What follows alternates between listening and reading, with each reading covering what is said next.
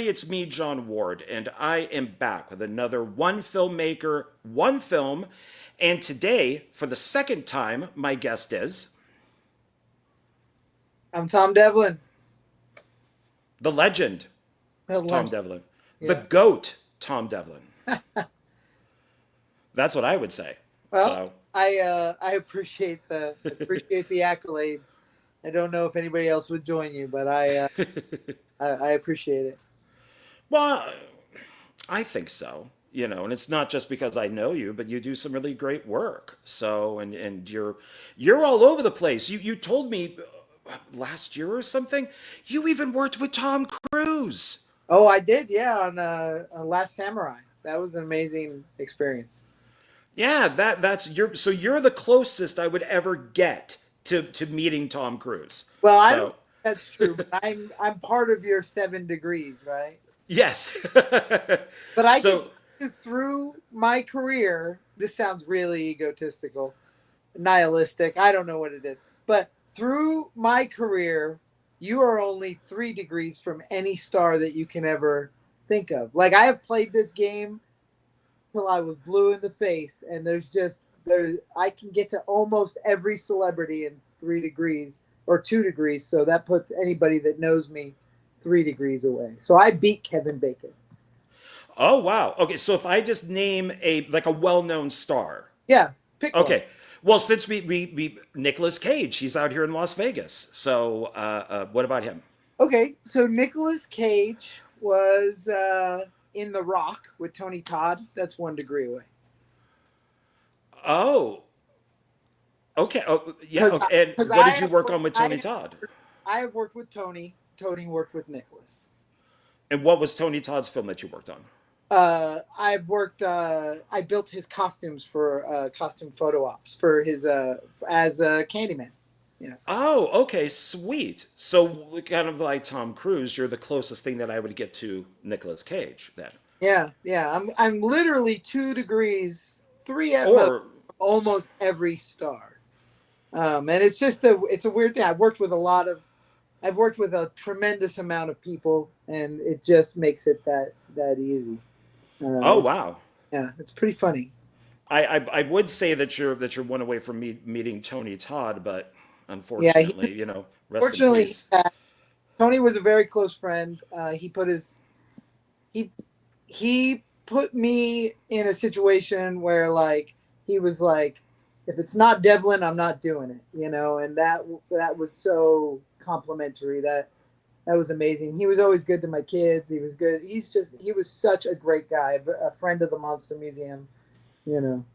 Yeah, I got to meet him once, Fangoria convention, when Candyman came out. He was promoting that, and he Yeah, signed a picture, like a color picture of him as Candyman. that's cool. Very nice guy. Yeah, Very one nice. of the best. One of the best. Yeah. So that's so I guess I have met him. So that's yeah. There you Only go. once though, but that's still pretty cool. So.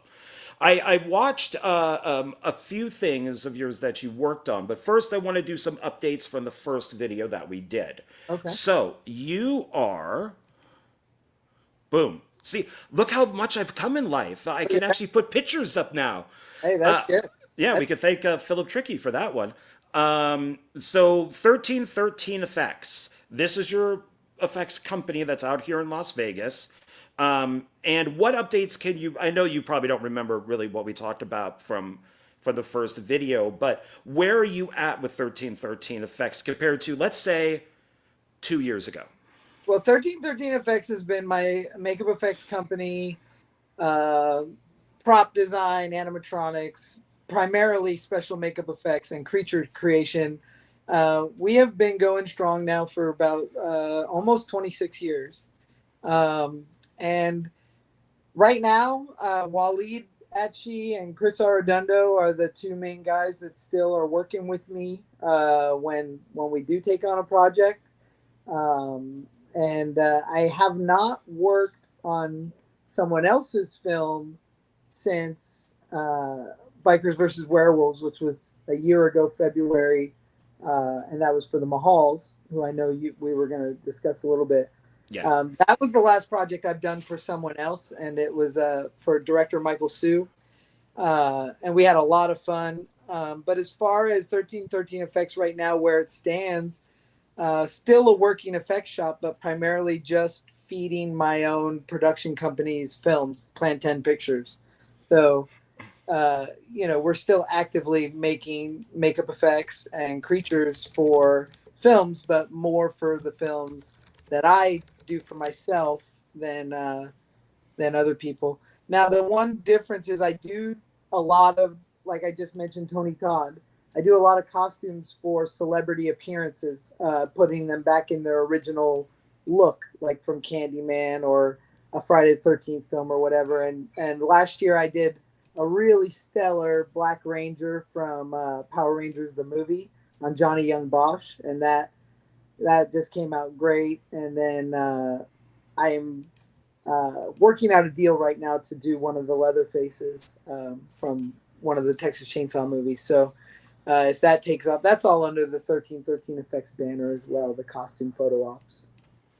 Okay. All right. So you're doing well then, because you also have, on top of 1313 Effects, you also have Tom Devlin's Monster Museum. Yeah, the Monster Museum is my that's my full time gig. That's my bread and butter. That's my whole life really is the Monster Museum. And we just did a signing yesterday with Lou Temple from The Walking Dead and Devil's Rejects. And we are always changing the museum. We just added a coffin ride called The Last Ride. And we just cater to tourism that comes through Boulder City, usually on their way to the Hoover Dam, or horror aficionados that are interested in monsters and makeup. And we opened a second museum next door that is called Outpost 51, the Alien Museum. Oh, well, here we go. I was about to ask you about that. There we Oh, go. and it's a great sister project to the Monster Museum. It's a $10 upgrade, so you can do both for a pretty low price. And it just makes enjoying your day up in Boulder City a little bit more eventful, because you can come to the Monster Museum, go to the Alien Museum, and it just extends the journey. And it is more like Area 51 / Roswell, like real quote unquote aliens rather than sci-fi from films. But it is the truth is out there, you know.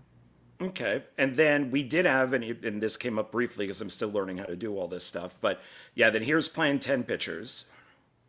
Yeah, So that's your other, so you really got like four four full-time companies going. businesses. Yeah, and amongst the Monster Museum and the Alien Place, right in the middle, I've been building a haunted attraction called the Fright Zone for since April. So we're going to be open in October. And Plan 10 Pictures is going strong. You know, we've released several movies in the last 3 years. Plan 10 Pictures, what a lot of people don't know, actually dates back about 18 years now, 17, 18 years. Oh, Me and wow. my wife began Plan 10 Pictures many, many years ago. But we took a long hiatus while we had kids and kind of figured out where we're going to live and what we're going to do. And then we revisited Plan 10 with Teddy Told Me To. And once Teddy Told Me To came out, I have just been slamming movies out. And we have 3 in post right now. Bloody Bluff, I directed, a movie called Laughter Face that I directed, and It Steals Your Skin, which my friend Waleed directed. So uh, we're getting those finished up, and I don't know, it's so much work, but it's fun. Well, yeah, you're just like just one right after another, and even your guys are working on stuff for for other people. So Yeah, it's I don't know if I had like something to prove or what the deal was, but like as soon as I made Teddy Told Me To, I just started boom, boom, boom, just directing movies, you know, and it's been pretty insane, but it has been a really good time. I think we've made 9 feature films in 2 years or 3 years, oh geez. and quite a bit, you know. And we have 3 of them in post, like I said, and it's taking longer than I wish to get them finished, but we want them to be good. You know, we try to put a stamp of quality on the Plan 10 movies. They're very cheap movies, but we have an interesting thing. So our logo at the beginning of the newer movies, it has a new logo. And it's a triangle, and that triangle then turns into a circle. And what that represents, a lot of nobody will ever know unless I tell them. That triangle is that cheap, fast, and good. You know, so many people say you can have it cheap and fast, or cheap and good, or good and fast, but you can't have all three. And my whole thing with Plan 10 is I believe you can have cheap, fast, and good. So our triangle turns into a circle and kind of is reciprocal that way. And that's the whole motto of the company is like we can make a cheap film very fast and keep it very entertaining as long as everybody works together and we have enough pre-production. The pre-production is everything. Oh yeah, yeah. It's you could shoot a film pretty quickly as long as you're organized. Yeah, You and I know. learned a lot of that from Charles Band. Like Charlie, you know, people say whatever they want about Charles Band, but Charlie runs a set so smooth, so organized, and so quickly and efficiently. You know, and that's where I picked up a lot of that. Between Charles Band and Mike Pfeiffer, I picked up a lot of efficiency on set. You know. Oh, I can imagine. Yeah, because I got a little stack here of films that you didn't direct, but you did effects on and other things. Yeah. And Charles Band is one of them in this stack. Oh But yeah. I did watch, and I've seen some of these before, but I wanted to revisit them. And on the first video that we did, you asked me if I watched The Trek, and I had Oh, not because I only owned it on VHS. And I don't want to ruin the tape. I know how VHS players work. And but it's on Tubi. So I was able to go back and here's the VHS. I still have it. made that movie like 17 years ago, or with my wife. She Yeah, she's even has a different last name. yeah, on that she did. She was a Wallace. She wasn't Devlin yet. Yeah, I enjoyed this. I liked it. It's a little Hills Have Eyes meets God, just really cannibal movies and it kind of almost like Ega, if you've ever seen Yeah, that with Richard Keel, because he's the Neanderthal that lives in the cave.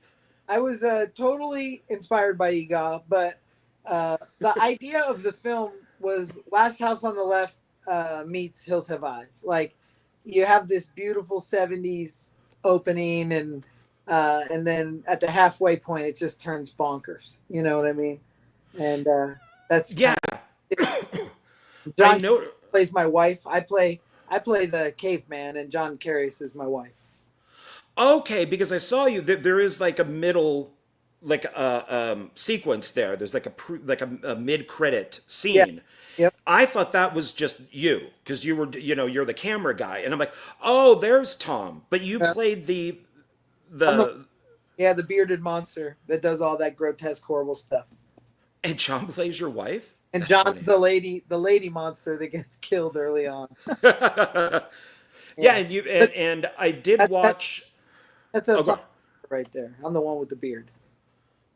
on. That guy right Yeah. there. And then there's John right there. And we'll talk about him in a little bit. So, yeah, I enjoyed this because it was you like you mentioned it kind of has that 70s feel. At the if you watch 70s movies, at the very beginning, like during the credits and stuff, there's always people walking or maybe they're in a car Oh yeah, yeah. and their voices aren't you're not seeing them talk. And that comes from the town that dreaded sundown is my favorite example of it. I love that They movie. just walk around talking, but they're not talking at all because they recorded all the audio separate, you know. And same thing in Easy Rider. There's a lot of that in Easy Rider too. Did you know that Easy Rider was funded by Monkey Money? I did. And I also knew, well, so I watched the behind the scenes of Easy Rider the night before this movie was incepted. And I watched them filming in the streets of Mardi Gras in Louisiana, and it was all improv. They're talking about how they never had a script, and when they did have pages, they threw them out, and they just. And so my wife woke up the next morning at the time, my girlfriend, and I was like, "Listen, we're gonna make a movie, no script. We're all gonna improv. There's just gonna be four of us, and we're just gonna go out and shoot this thing." And we shot in the DeSoto Hills right by Spawn Ranch, and then we shot in the Angeles Crest Forest. We shot 4 days, and then I had built a cave in all the interiors of the cave are in my warehouse in California. So I built all that cave out of a cave set that I pillaged off of another movie set I worked on called The Life of Lucky Cucumber. So I kept the cave, and then I brought in like 200 gallons of sand and put it on the floor, and we just made this movie. One of the greatest parts of this movie, there's two legacy moments in this film, and nobody's seen this movie, so they don't know. But number one legacy moment, Trent Haga plays T.J. Emerson. And T.J. Emerson has gone on to be in many Plan 10 Pictures films as an unsolved mysteries type guy. He's in Nameless. He's in Slaughterhouse on the Hill. He shows up, and there are plans for T.J. Emerson to enter the world of Teddy Told Me To in a way that nobody will ever expect. And the other legacy moment is Tyler Gillette, the director of Scream 5 and 6, I think. He's one of the directors of Scream 5 and 6, I think. There's 2 directors on Scream 5, and he's one of them. He was our second camera operator, and this was like his first movie ever. And he was shooting all the cave stuff with us. And really? And he was like, "Oh my gosh, you guys really love horror movies." And he's like looking at my house, because we shot it in our house, and he's like looking at all my stuff, and he's like, "This is just so neat how much you love horror movies." And this guy goes on Scream. And I thought, that's I don't know if he remembers me, but I remember Tyler. He was great. He's on our behind the scenes. We have a behind the scenes that he's on. See, then now I need to get like the Blu-ray or something, because I never want to play this. I do own other VHS tapes. I don't ever play them because those things, once they're broken, the tape breaks. Yeah, they're done. Yeah, so I'd rather just keep it in the box. We had to put it on VHS because of that quote that's on the back. Fangoria magazine did a write-up on this, and they said it looks like a 80s VHS of a 70s drive-in flick. And I thought that's the best compliment I could ever get on a movie like this, and so that's why we released them on VHS. But if you did play it and it broke, I have like 400 of those tapes. Well, I want to see that behind the scenes stuff then. And that's not on the tape. You would need a Blu-ray for that. Yeah, so I got to pick one up. And then your I guess she would still be future wife at this point, also did The Legend of Sasquatch. That was our very first Tom and Lola. Oh, before this. Yeah, Trek was the last, actually. And Sasquatch was first, then Gould Creek, then the Trek, and then we made a movie called Halfway to Hell, which I still have plans on finishing, but we never finished. Okay, and I got this signed by both you and Lola, which is pretty cool. I love Sasquatch. I don't know if you've watched Sasquatch. I did. I watched it. That movie, like, we were kids, man. We were 22, 23 years old, running around in the desert, making this crazy monster movie that I wanted it to be like Pumpkinhead. My wife went to USC Film School. She's very good at filmmaking. She never was exposed to independent horror films. She wasn't exposed to indie do-it-yourself filmmaking. She wanted to make movies like Titanic. So when we did Legend of the Sasquatch, our friend Jason Horton, who's gone on to be a very prominent B film, I know Jason. He shot it. She directed it. I produced it. We wrote it together, me and her.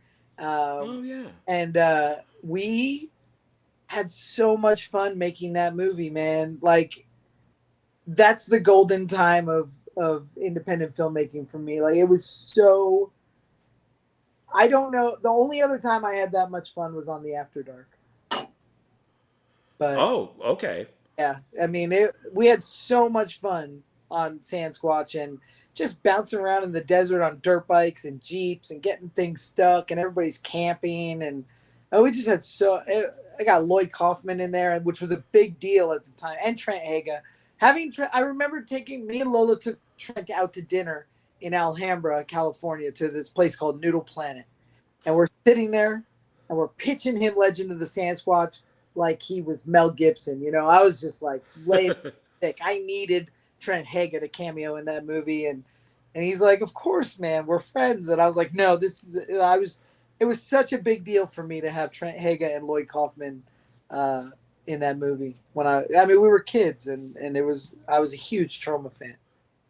Yeah, that is pretty awesome. And this one seems to it what I have in my hand, or this is the 15th anniversary special edition. So Yeah, it's got a bunch of special features back there's here. a full documentary on there that we made 15 years later where we caught up with some cast members that we could get a hold of. I tried to have Jason Horton on that, but it was during COVID, and he was really reluctant to come out and get filmed. Also, he would have been great because there was some huge mishaps that happened on this film that show perseverance can cure all. Because we made this whole movie for 7 days out in Palmdale in the desert, right? We're watching dailies at night. We loved it. We're camping. We all had so much fun. We got home and Lola and Jason started importing the footage, and these are tapes. We shot this on standard definition, like a Panasonic DVX 100. It was the first standard definition camera that shot 24p. We were really excited about the look of this camera, you know, and this is before digital video. So we load all the tapes in, and Jason had set we had an A camera and a B camera. The entire A camera footage, the camera was set wrong. So it played back in the camera fine when we watched all the dailies. But on the computer, on the Mac, it was all in slow motion. Oh no. So also all of our sound was into that camera. So we had no dialogue on the boom pole. None. So they're like, we don't have a movie. It's gone. And I borrowed some money from my parents, and we had saved up. Me and Lola sold everything we owned, and we made this movie for $7,000. We spent every dollar we had on it. And I was like, we can't not have a movie. Like, we just made the movie. So I suggested play it all in fast forward, and we'll re-record the sound. So they put all the tapes in fast forward, like 110%. And this is on Final Cut Pro back in the day. And then we re-audio dubbed the entire movie, did all the Foley, did all the sound from every character, every part. And it's very not noticeable. When you watch the movie, most people don't notice that it's all been re-recorded. And there's a couple moments where it looks like there's a little tracking issue because we had to cut the tracking issues out of the fast forward, but only like 2 or 3 times that sticks, and it just looks like low quality video. But yeah, we lost everything and we fixed it, and we managed to sell that movie to Sherry Strain, who owned the Asylum. She was one part owner. David Latt, David Ramaui, and Sherry Strain. She started her own company called Breakout Entertainment, and we sold her Sasquatch for $20,000. I thought we made it. I thought we were Robert Rodriguez. We're like, we made a movie for $7,000, sold it for 20, and she gave me $50,000 to make our new movie Gould Creek, which was our second film. And I was like, this is it. We just broke Hollywood, you know, and then it all fell apart. Oh, geez. but today, Sasquatch marks this moment of like everything that could go wrong went wrong. We persevered, kept going. That's why every time I hear your buddy Philip, who I love, Philip Tricky, but every time I hear him say, "Oh, my movie's coming out someday," I'm like, just do it, man. Like we've all had issues. We've all had technical difficulties. You just have to get through it. And now the tools, geez. There's a movie we never finished called Halfway to Hell that Lola directed, and it was very ambitious. It's hot rods and motorcycles and demons. And me and my buddy Corey are going to finish it this year because with the tools that we have now, we can fix all those imperfections, you know? So I don't know. It's fun. It's fun to go back to it. But I love Sasquatch. There's a soft spot in my heart for that movie. And I wrote it in like 9th grade. It was originally called Sasquatch.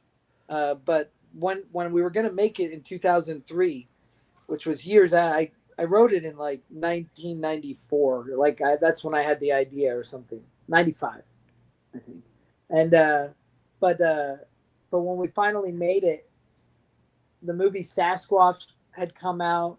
There was a ton of like Sasquatch movies in 2004, 2003, and so we changed it to Sandsquatch to make it different. And I really wanted it to look like The Descent meets Pumpkinhead. I don't know if we achieved that, but we did something. Well, for almost losing a whole movie, you would never know it. Right. So not at all. And even those, I did notice a couple of like the tracking things. I thought Yeah. that was done on purpose. That Yeah. you guys added that in because it's once again it's another film that kind of feels 70s, 80s ish. Yeah. Yeah. So, and it's a film that you can also watch on Tubi. So both the Trek and this are on Tubi.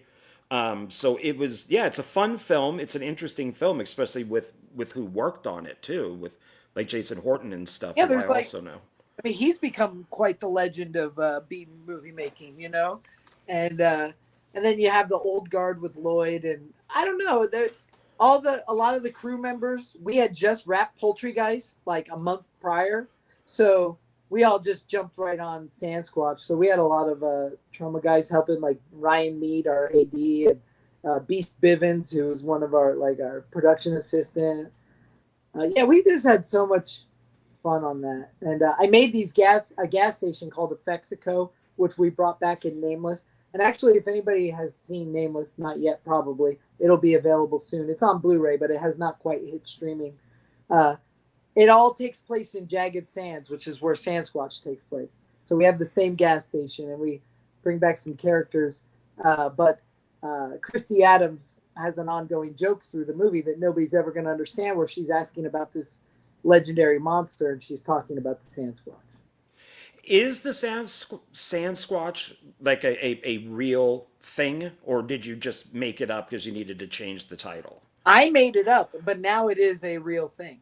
We created a cryptid, and it's very funny how that's happened because you can Google search it now. There's T-shirts with Sandsquatch on it, but we made that up. That 100% there was no Sandsquatch when we started, and I actually talked to this native. This is a weird story, man. I'm sorry. I went to I went to Quartzsite, Arizona, and I interviewed this Navajo woman, and she had I had a talk board, and I was asking her about desert creatures and trying to come up with what the Sandsquatch is, and she told me uh, she told me the words Takakuasquatch, which literally is sand squatch or squatch from the sand, Sasquatch from the sand. And I have all these like cool recordings of her talking about desert monsters, but that was not. There was no Sasquatch. She had to make that work for me in my little tapes, and it was awesome. And then we got in a big fight online. There was a cryptozoology site when this movie came out and it was reviewed in Fangoria. They were like, Hollywood's ruining the cryptids again. They're making up this stuff and it's not legitimate. And one of our actresses, Katie Ryan, got in their message board and like destroyed them about how much fun we had making a movie, and it had nothing to do with their make believe monsters. And but since that time, if you Google search Sandsquatch, it has started to show up, and now there's full on YouTube videos like search for the Sandsquatch, and I'm like, that's crazy because I made that shit up. Uh, kind of like Slender Man, how that one guy made it up and then it just exploded. Yeah, yeah. Yeah, and it was all fake stuff. So it's really funny how that, yeah, because I googled it and then I did Sasquatch, and then I did see like a book, or there's a couple things that mentioned it, and I'm like, okay, I don't think Tom had anything to do with this. Let me There's ask him if this was a real thing. there's also a off road vehicle called the Sandsquatch, which is pretty cool because I love like gas toys, so that was pretty funny. Oh, okay, Yeah, yeah. that's. I mean, when we first started this movie, if you Googled that word, nothing. There was nothing, and now it's there's all kinds of things. So I like to think that we're somewhat responsible.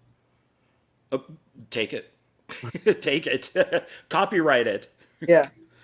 you know well, then that brings me to the films that I know and that I have been part of in some sort of way. So the first one that I was involved with you in, and I still think it's my favorite, is because it's probably the first. Is Teddy Told Me To. You know, So I did a watch party of Teddy Told Me To the other day with some guys, and I haven't watched the movie in a while. It's really fun. It's a really great movie, and you did great in it. You're great. You oh, know, thank you, thank I you. love it. I love Well, it. I love being in your stuff. So, and this is the pre-release special edition, only available on to purchase on this tour. So the Oh, 2022 that's the tour one. Yeah, tour special edition. So I need to upgrade all yeah. of You need to these. upgrade because you're missing all the special features. There's no Yeah, special on there. yeah, and I really enjoyed. Michael Shields and we want to work together, and he's brought that up to me a few times, and I'm like, of course, I would love to work with you. So but also, I mean, now I could say that I've been in a film with Lisa Wilcox, Oh yeah, C.J. Graham, Trent Haga.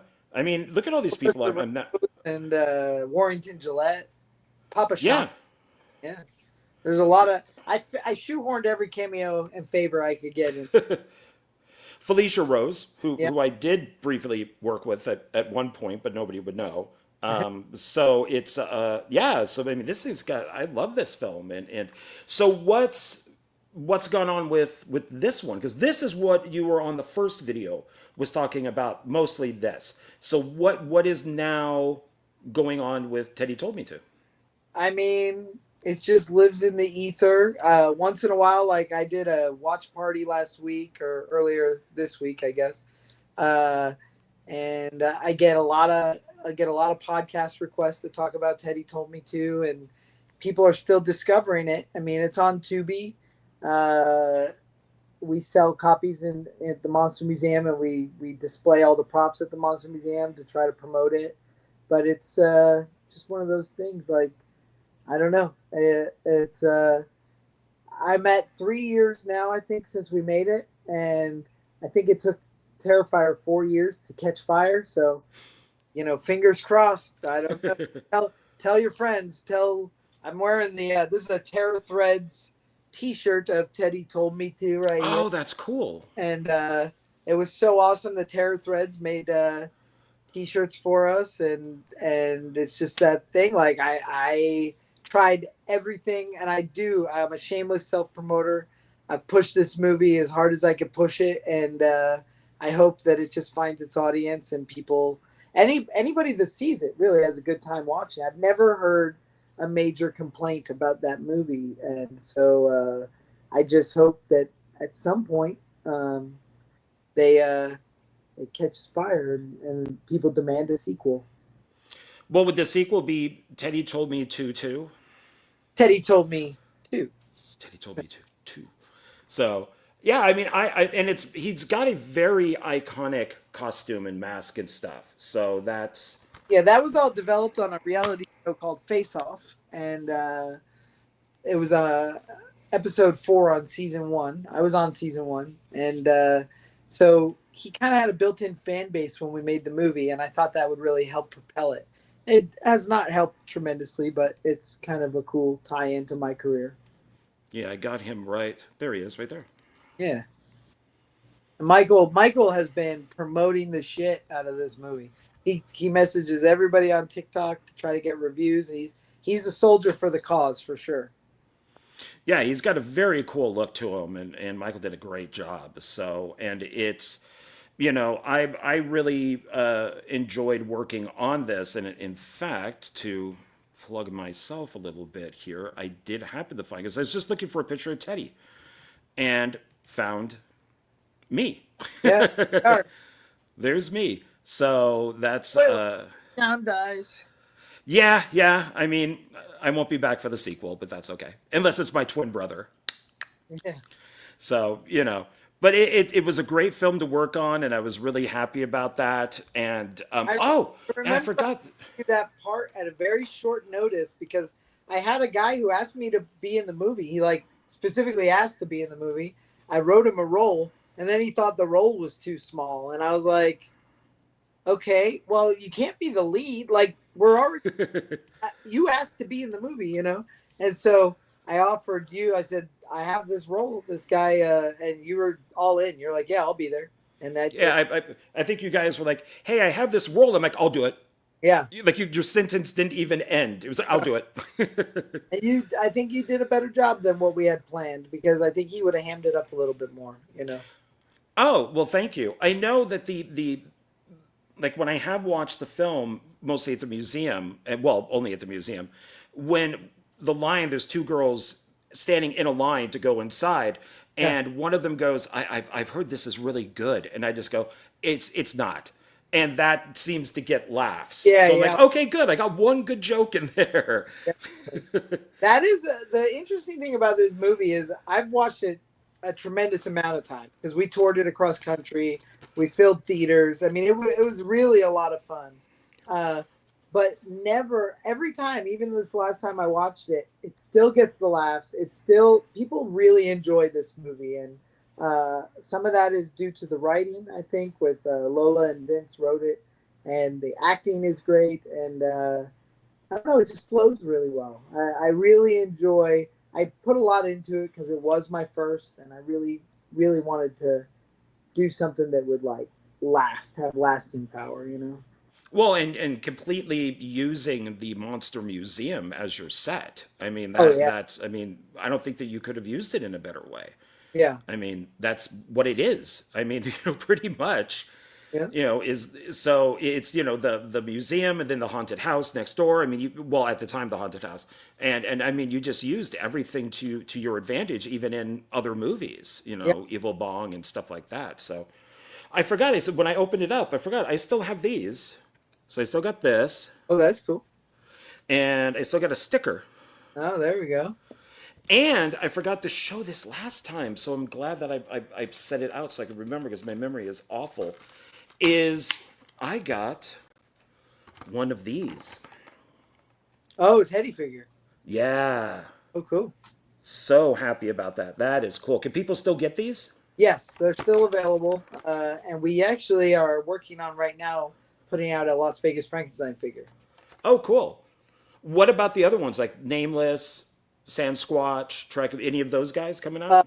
They will all come eventually. It's just it's tough because we do it all, so it's just a slow process. But the Frankenstein figures came out great. I just have to package them and they're ready to go. Oh yeah, that's great. That's. I mean, these guys exist. These are real people that play these characters. Yeah, yeah. So so, so it must be really cool to have them. And these are all hand done, right? These aren't like done All, through a machine. they're 3D printed with a resin printer, but all hand painted and they're hand sculpted. They're not scanned. So yeah, I mean it's a tremendous amount of work, but it's a lot of fun. Yeah, I love it. I just have it. I see. I haven't put any sort of wear on it because I'm not taking this thing out. It's not getting any holes put in it. It just sits on my shelf, Yeah. and no, I mean I'm never taking this thing out. So because that would just ruin it instantly. So because I really like it so much. And then after that, you did, and I got to work on this one too, which was really fun. Is Las Vegas Frankenstein. Yeah, that's a really fun movie. Not for everybody probably, but it's a very much like a 1940s monster movie brought to current day kind of thing, you know. So it's very theatrical. It's very long steady takes and where the cast moves through the frame rather than the camera moving a lot and you know that was all intentional to be like that 1940s I was a teenage werewolf type movie, you know. Yeah, I got a. There he is being electrocuted. Oh yeah, And who is this man? Who is this man right here? that is Steve Hansen. You know that man. Yes, it is. So Steve, Yes. it's actually Steve's first real role, like as a lead kind of guy. And Steve's gone on to have a great acting career. He's been in a lot of our movies. He's been in a lot of other people's movies. I put him in a monster suit whenever I can. He was the head werewolf in the Bikers versus Werewolves. Steve is just a awesome dude. We did a movie called Alien Storm where he plays an alien monster. He's great. Yeah, I really like Steve. He's one of my favorite. I mean, basically everybody that you work with is I really enjoy. And when I if it's a premiere or being on set or whatever it is, I always enjoy seeing these faces Yeah. that are work on the movies or in the movies or both. It's that you got a really good crew going there, It cast and crew. the reciprocal, like everybody, a lot of the actors like Steve will double as crew members, like set building and stuff, and we all, we're all in the same mission. This isn't about making a career. This is about making art to share with everybody else. And I really like to surround myself with the people that I want to hang out with. Like, you don't want to be in the trenches with people you can't stand. You know what I mean? Oh yeah, I've worked on a couple of those. Yes, probably more So than a couple. I try to keep it. I try not to have, as hard as I can to not lose my cool on set and to keep an even head and keep everybody stoked all the time. But it's hard. Like we did a movie where you sat in a trailer that was 150 degrees for 6 hours. Oh, we're going to be talking about that. So That's tough conditions for everybody to keep such good humor and manners and respect. And the people that we work with and surround ourselves with, that's the case. Like, nobody's losing their cool, nobody's being a diva. And Steve is a workhorse of an actor as well as a crewman and support, and he'll do whatever we need to do to get it done. yeah, and it's a shame because being out here in Vegas, and you're in Boulder City, so we're all kind of connected, and you so many times I've only, if I'm like a crew member, let's say Evil Bong 777, I got paid as a production assistant. Okay, great, that's awesome. Most stuff I don't, and Right. I don't care. I'm just happy to work on films and be in films, and people reach out or I reach out to them, and I'm just happy to be on the set and help them out in whatever way I can. I mean, if I'm in costume, yeah, I'll help put up a light or I'll help go Yeah. get this or get that. And then you got people who just don't. Right. And it's such a shame that, and word gets around, you know. I just So, don't have any patience or tolerance for someone who's going to be in the way rather than do anything. So a lot of times when I'm doing a movie, I get a ton of people that are like, I want to help. How do we help? How do we do this? Blah, blah, blah, blah. I got like 7 people that are solid. I don't need much more. We're pretty good. And I don't know. yeah, it's great to have that. So, well, then that brings us to I think this is the film that's the most current that's out, and that's After Dark. See, all of these also are, I think they're all the movie, like the ones that you get when the film comes out, but not that's really available in the stores because Right, it right. doesn't have any special features. Yeah, there's a way better After Dark one with tons of special features too. So I need to upgrade everything because After Dark is the same way. This is early access edition, and I think you guys were That's you're our Plan 10 way of selling more copies. but it's But great because I saw, we were all buying them. yeah, So, and this was at the after party, when all of us were there. And yeah, and Philip Tricky and I were there, and he's in like the mosh pit as the yeah, band is playing. yeah, And then I think it's great. I'm at a big kind of dumpster type fire thing, homeless guy with your dad, who I always love working with. yeah, And Michael was there too. So I got to work with 2 of my favorite people right next to me. yeah. And this was just a lot of fun. I mean, this was really I, good. I had so much fun on the After Dark. That is the movie I've been trying to make since I was a kid. Like, I really conceptualized it in 10th grade in 1998 with Gangrel, David Heath in mind to play Vigo, and he does play Vigo. Some fun facts about the After Dark. It's named that after the Peach Pit After Dark from Nio. And Vigo being played by Gangrel. In 1998, he was in a wrestling faction called The Brood on WWE, and he is the same character. Like, I didn't stray far from Gangrel as Gangrel. He would tell you differently, but my interpretation of him was he is Vigo. I'd have called him Gangrel if I could get away with it, but I just really I love, and to have Lars Fredrickson from Rancid, which was also my favorite band in 1998 with Out Come the Wolves. I mean, like, there's so much childhood excitement wrapped up in that movie that it got me that excited again. You know, I've done a lot of movies. I've worked on like over 160 movies, and um, I was so excited on the After Dark because it felt like those early days, like Sand Squatch, where I was like, "We're just ruling the world right now. We're doing this," you know. And I appreciate, like, you did come and stand by a fire barrel as a bona fide extra. You know what I mean? And that's what I say about like our crew members and our family of Plan 10 people. Nobody's gonna be like, "Oh, that's not a big enough part." Like, we needed people at those barrels, and you fit the bill physically. And I like to have the group of people like my dad and Michael and Jason Wallace. These are some of my closest cohorts, but like that's the people we need in that spot. You know what I mean? And I love that you. Oh Have yeah, I that you, left out Jason. oh, I'm Yeah. sorry, I'm an actor. You know, and it really it that's why that movie's so great. You know, everybody showed up, and I love it. So am I? Maybe I'm getting a mistake. So I was in the middle. Your dad Roger was on one side. Yeah, Was it Michael or Jason? I think you were with. They were both there, but I don't know which. Maybe it was four of us around there. Yeah, there's two Yeah. too. So Jason might have been at the other barrel. I don't know. Uh, Yeah, yeah, but they're three of my favorite people, hey, so I if really like you had Jason. grizzled beards or could look unshaven, homeless camp. And Who looks homeless? Get these people. we had a second homeless camp at the end of the movie, and I was like, we need more grizzled people. So we went, like, called our friend, my kid's friend's parents is who we called. I was like, and the comic book store guy. I'm like, anybody with some scruff, please come be a homeless camp guy. Yeah.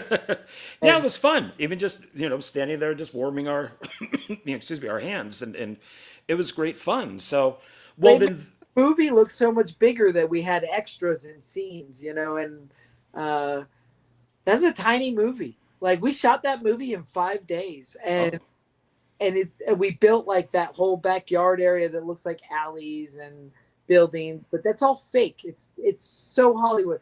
The ground on the whole thing is made out of a black tarp because it's just dirt desert from behind our building, you know. So I don't know. There's just so much fun. Like, we did a rain scene where we had hose sprayers, and I don't know. It was just so much fun, and it was hard. It was really hard work, but it was so rewarding because it was like it was that Lost Boys versus Interview with a Vampire, the story I've been trying to tell forever, you know.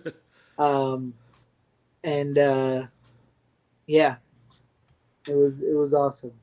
yeah, that's good. Well, now I'm going to put up some posters because I don't have physical copies of these yet. So, first one here would be Nameless. And this I really enjoyed. I was at the screening for it, and I really enjoy this film. I like the character, and he just has a really cool look with the bag and the kind of like that mechanic suit. And this was really a lot of fun. I enjoyed this one quite a bit. Yeah, it's a really fun movie. That is Steve Hansen, and that's his character he plays at the haunted attraction that we run, and and it was just cool to give. That was kind of a gift to Steve to like help. I mean, I love the movie and I wanted to make the movie, but I love that Steve has a character, you know, like that he is fond of, and we had so much fun making that movie. It was a another one of those, you know, run and gun productions, but we got it done. And that one, the struggle was editors, man. I went through like 5 editors on that movie, and then finally me and Corey just did it ourselves. It was very difficult editor wise. So, if there was a sequel to this, would it be Nameless Sis? No, I think it would just be Nameless too. I imagine like Nameless 7, you know, Nameless 12. Okay, all right. You disappeared? You're in black. Where'd you go? Sorry, I'm responding to a text message that just came in. I didn't know it would go away. Uh, Somebody just asked me a question, and I have to tell them absolutely not because it is not okay. Uh, Oh, but I will. I'm back here in 1 second. How do I come back? Oh shit! Here we go. Oh, this okay. It looks like you're coming back. There you go. back. You're back. Okay, so Nameless, we got looking, have that to look forward to own and to watch again. So, and then this I just watched, and that would be Slaughterhouse on the Hill. Oh yeah, you're in that. Yes, yes, and my part was way too Oh, but I can, small. I don't know why I did it. It's too small for a big actor like me. You should have listen. just gotten somebody else. Unfortunately, I can tell that you only watched that on Tubi because of the poster art you just put up.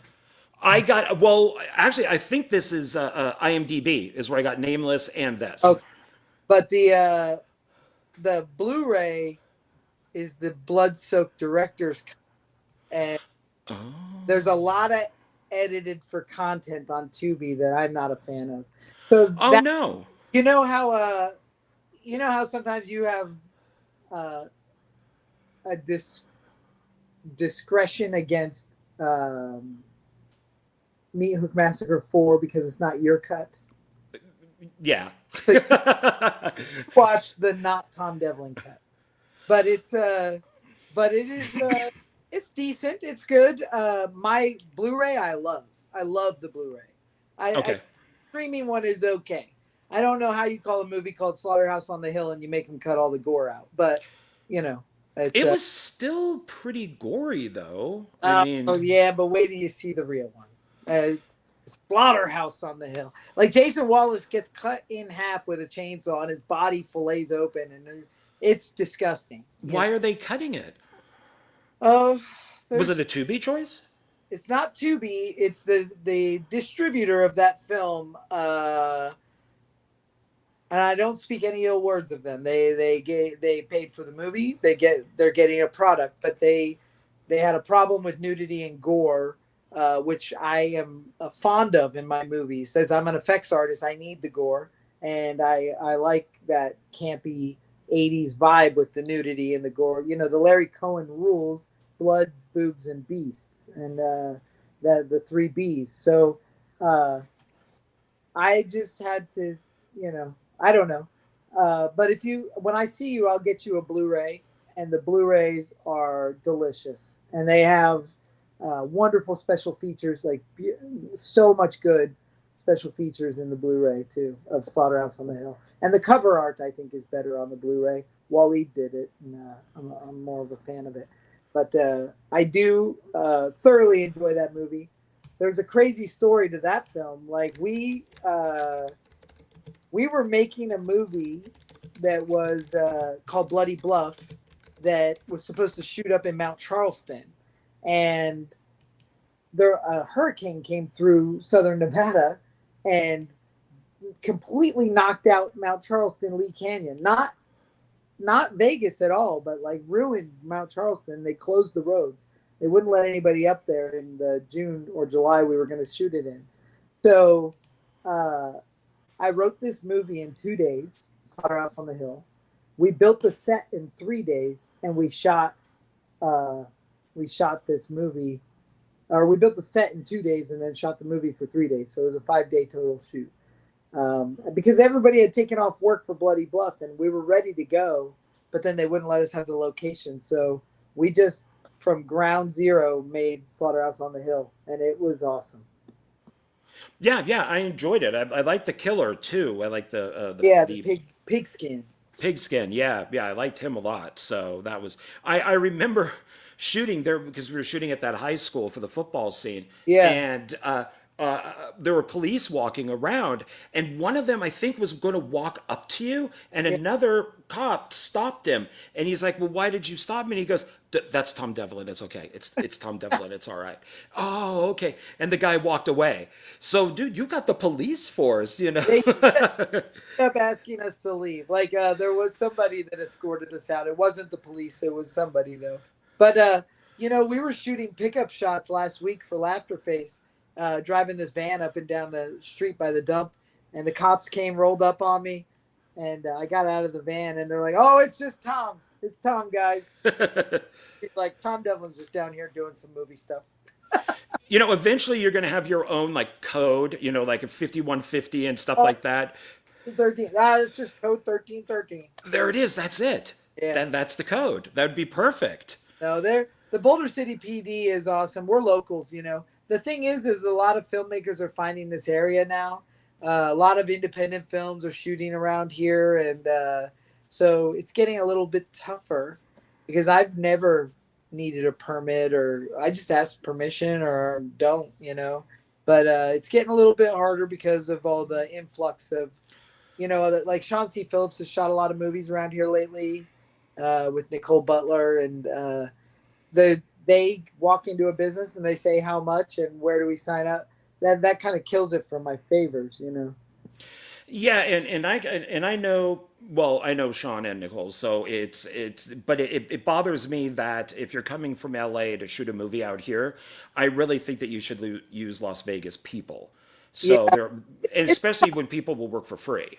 I mean, Nicole's from here, but Yeah. and his crew come from LA, and uh, I don't know. They're respectful. They're nice.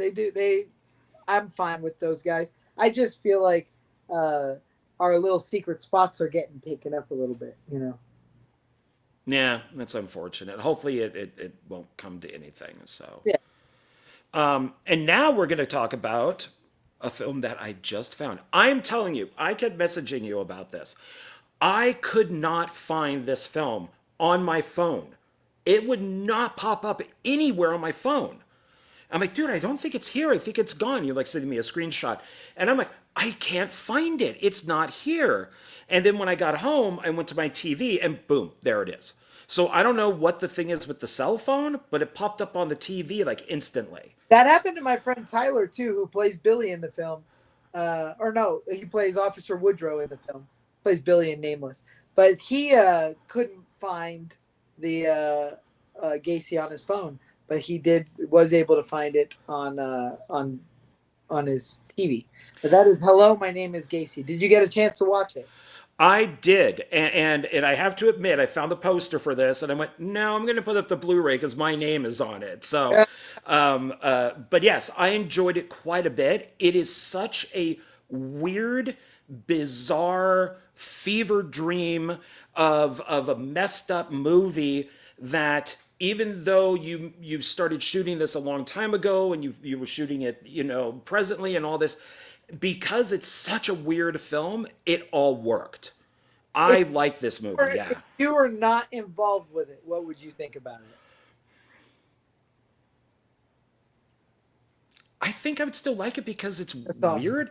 Well, like if I didn't know you or anything, I was just like Joe Blow horror guy. Yeah. If I didn't know anybody who worked on this, I would probably think it's one of these movies that like you would watch it once and kind of go like, what the fuck was that? And then Right. you'd get your friends together, get a pizza, some alcohol, and you know, just have like a drinking and eating party while watching it, because it's one of those movies that I I have some history on it, so I can kind of put it all together, but other people won't. But it's bizarre enough to where if somebody doesn't know it, I think that they would still enjoy watching it. But it also kind of works as like a party movie where people can just. The crazy thing is, there's a podcast called the Berated B-rated movies. They're local Vegas guys. I love them, and they did this movie as one of their podcasts. And their whole shtick is they get drunk while they watch a movie, but they watch it with the sound off, and they kind of like guess what's happening.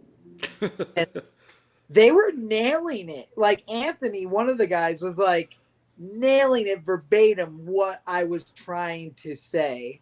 And the other was just like Brian was like just so blown away about how weird it was. He couldn't get done with how weird it was. But Anthony was hitting like the marks of like, this is not happening in reality. He's dead. You know, he understood it, you know, without sound. And it was pretty cool to see their take on it. But Hello, My Name is Gacy is the weirdest movie I've ever made. And I'm not a fan of David Lynch. I'm not a fan of weird for weird's sake, people that try to make something strange. But this was a very organic situation where me and John Carius started making this movie 16 years ago. we were extras on Prison Break, and we would sneak a camera in on lunch break and shoot in the prison cells. And we were shooting. Oh. I was trying to make this series at the time of Hello movies. It was going to be Hello, My Name is Gacy. Hello, My Name is Dahmer. Hello, My Name is. Oh, that'd be cool. And they were all gonna. It was almost gonna be like a anthology, but they're all in like therapy, and that they're telling their story from their point of view. Well, I have kids now, okay, and I started this when I was like 24, 25. I now have kids. I'm 44 years old. I uh, I think about Gacy different. I think about serial killers different. I didn't want to hero worship such a horrible human. So when we decided to revisit the project and finish it, I wanted to make it from his perspective of trying to feel like he's innocent, but at the same time, this is a piece of shit. He's a piece of human filth, just a narcissist. You know, I don't want anybody to feel bad for John Gacy. He was horrible, which in the first rendition, I think maybe it led more towards that. Like he was the hero of the movie, and I think we really pulled it together. Ever since I met you, John Ward, I've always thought this is like the Vegas direct opposite yet complement to John Carius. I've always thought John Carius is this quirky character actor. And then I thought when I met John Ward and I saw AXEMAS, the first one, and we got to be friends, I was like, this is like, you guys are so similar but so different, you know, where you are outspoken about your political thoughts or your opinions. John is not. He'll just make a fart joke. But at the same time, you both have the big heart and the love for film, and you're such good character actors. I know sometimes you don't think you are, you downplay your skill, but I just find you to be such a good character actor. Oh, thank you. And I knew instantly when we were going to make Hello, My Name is Gacy that John Ward had to be opposite of John Carius. Like there's something, the two worlds had to collide, and you both knew of each other from online stuff, but you didn't know each other. So and you have a very common circle of friends. So I just thought this had to happen, you know, and I think it pairs itself great. It's like John Travolta and Nicolas Cage in Face Off. I don't know. It's perfect for me. I love the fact that you're both in it. Oh, thank you. Yeah, I loved working with John. I You really like him. play his conscience, you know, like your character is not real. It's a figment of his imagination. So you're almost his conscious. And I love that. I really enjoy Gacy. It's super personal because of this weird journey me and Carius have been on for our whole lives together.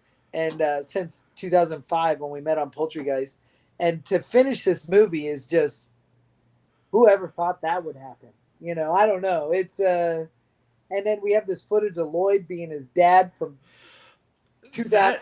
That's from 15 years ago. That is some great casting right there. That is when I saw Lloyd pop up, I'm just like, oh, this is awesome. This is great. Yeah, it was cool. It was cool. I would have to say, you know, like Teddy told me to, because it was the first film that I worked on with you, it might be my favorite in that way, but this could be my favorite film maybe that you've made because it's so weird. Because it's something that I sat there and I just watched it and I was just into it. And I'm like, why is it this longer? And it's like, oh, this is really cool. So I didn't have any more footage. It longer. I can only play these shots in reverse this many times. You know, we dragged it as long as we could. Yeah, you know, it's funny that you mentioned David Lynch, because I've said this to other people where I don't think David Lynch knows what his movies are about. I think if an interviewer goes, so really, what is Mulholland Drive about? And you go, oh, I don't, you know, it's your interpretation. You know, I know, but you won't know. But I don't think he knows. I don't think he knows what any of his movies mean. I think he's weird for weird's sake. I like Wild at Heart, and I like Elephant Man. That's it. I don't have, and I'm also not like is it Fincher? Who's the guy that made Oh God, what's that horrible? Everybody loves this movie. I can't think of it. It's a real druggy movie. It's I don't know why I can't remember it. Anyway, As one person from it. Requiem of a Dream. Requiem. Oh, okay, yeah, yeah. Like that kind of movie, not my bag. Not doesn't entertain me. Makes me feel gross. And I didn't want Hello, My Name is Gacy to make you feel weird. I just I want it to be watchable but weird, and I think it falls in that. I really hope it ends up on Trauma Now because I think the crowd at Trauma Now will really enjoy Hello, My Name is Gacy. Um, but it's a weird movie, man. It's the weirdest thing I've ever made. I gave Lloyd a copy in Orlando, and he couldn't like he was just like fathom that I actually made this movie still because we made it a long time ago. Like he couldn't really understand that it was done. Uh, but yeah, I don't know. It's something weird. It's definitely a special one. Yeah, and it's you mentioned with John and us kind of knowing each other through the internet and all that. It's interesting to work on these movies and people know who you are. Yeah, So it's like I know who John is, but then when I introduced myself, he goes, "Oh yeah, no, I know who you are." And it was just like, "Oh, you do?" Because I've seen you in many other things. I definitely know who you are. So it's cool to play off of these people who have worked in films that you like, and you're just like, oh my god, that's the guy from. And it's really fun to do that. you know that And that's exactly how I met John Carius. We were on Poultrygeist together, and I came up to him and I was like, "Hey man, I love Cheerleader Massacre." And he was in a movie called Cheerleader Massacre that you can't find. Like it doesn't exist on DVD.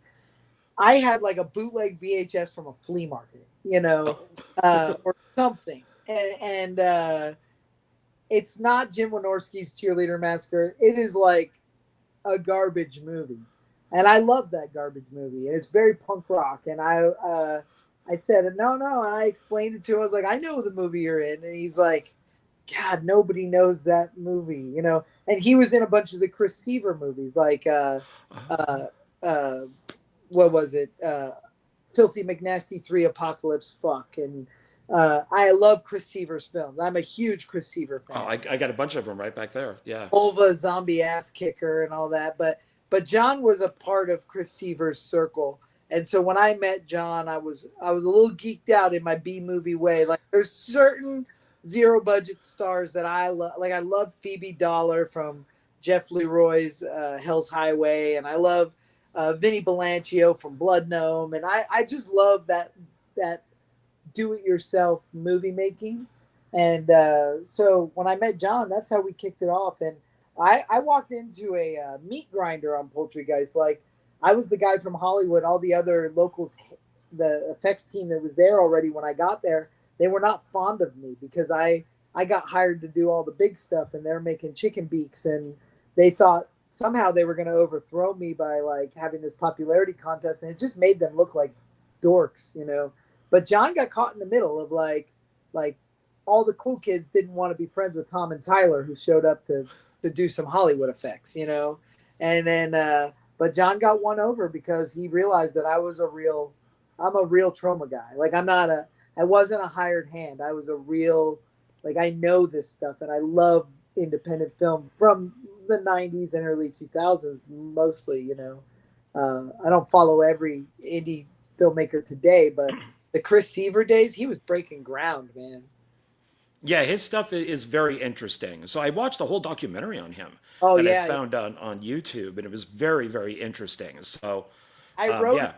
yeah. I watched the documentary. I wrote him, and I said, "Man, I'm a longtime fan. You know, our names have traveled in the same circle, but we've never met." And I said, "That documentary just said everything I've tried to tell the world about you." And then he just wrote me back, "Awesome, dude. I'm making a movie next month. Want to be in it?" I was like, "I can't, but thank you." You know, That's funny. yeah. So, well, then that brings. So I bought this movie at the Monster Museum. You autographed it for me. You did the effects on it, and I watched it actually to be honest the first time today. But I did. watch you're in the special features, you do an interview, like an 8-minute interview, which then made me look on IMDb for other stuff that I own that I could pull out. So what I watched today, and I found it interesting, it's Time's Up. Time's Up. Yeah, that was actually the slasher film. I made that in Maine. That was what made me want to make Teddy Told Me To, because I went over.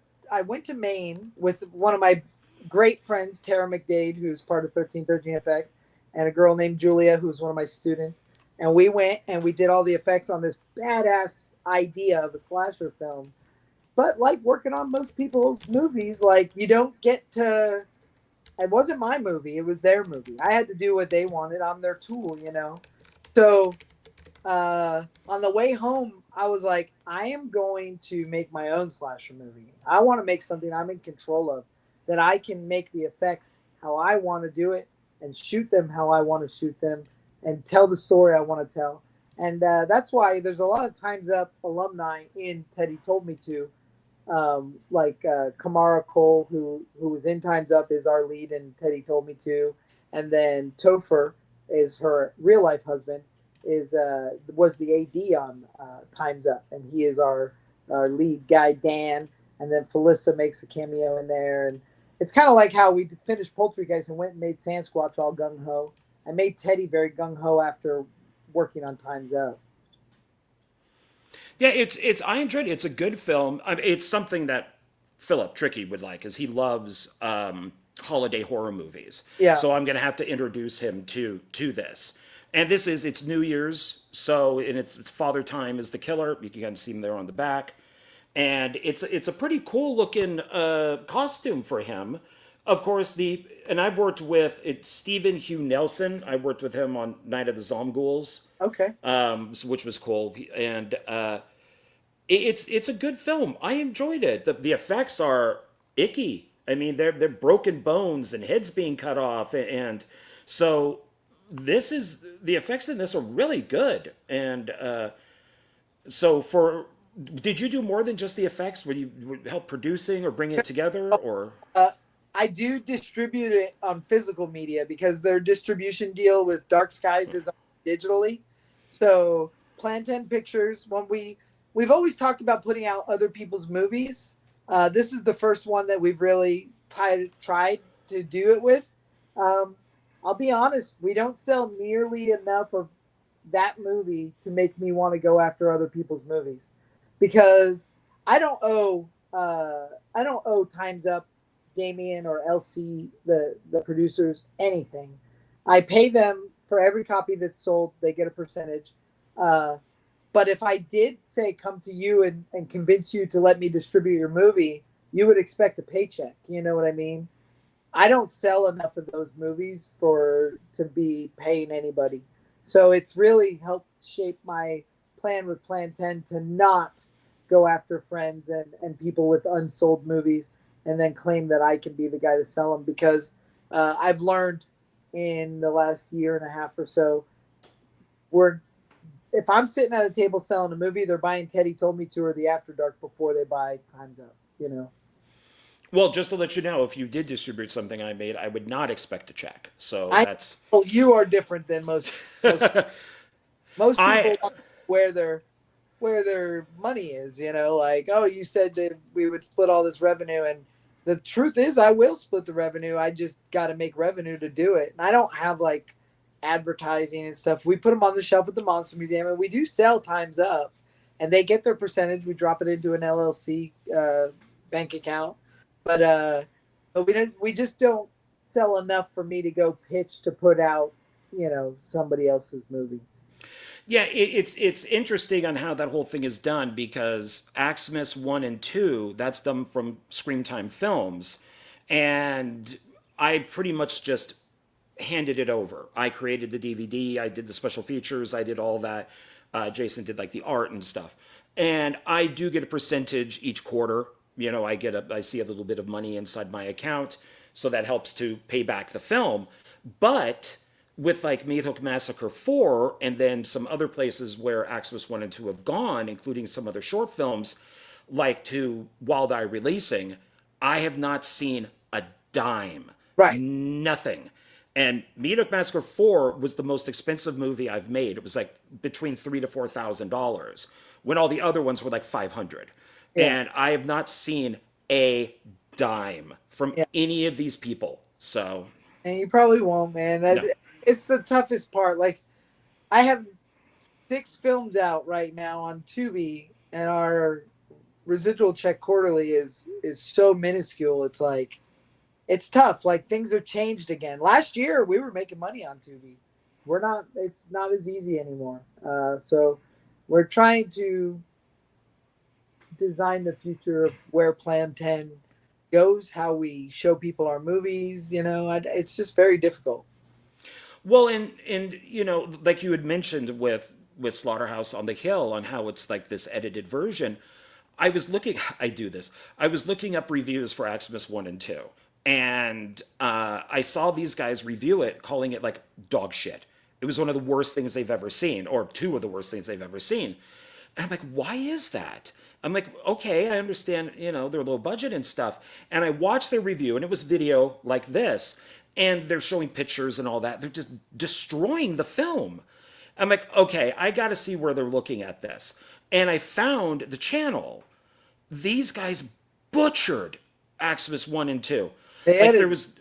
there was no swearing, there was no violence. It was butchered, and the film looked horrible, the copy of it. The editing was all messed up. And so I messaged these two guys and I said, look, can you review it? I'll send you links to the uncut versions, or can you please remove this? And they sent me back a message going, oh, sorry, but we're not going to take it down. It's been reviewed. So I threatened to sue the YouTube channel that edited the movie. And I sent them like a copyright claim. And they got pissed. And then I contacted, Screamtime and said, what is going on here? I did not get permission for my films to be edited. And he gave them the copies. They did the editing because they got the okay. And they're like, well, what can we do to stop the copyright? And I'm like, take it down. I want you to take both films down. And they did, and I reversed the copyright, but the review is still out there. Yeah. So it's horrible through, like, you don't know when distribution of what's happening with your film. Which is illegal. Like, that's that whole thing at the beginning of a videotape. That's like, you're not allowed to copy these. This is copyright material, blah, blah, blah, blah. Because we've got movies that have got picked up by YouTube channels, and they cut the nudity and gore out.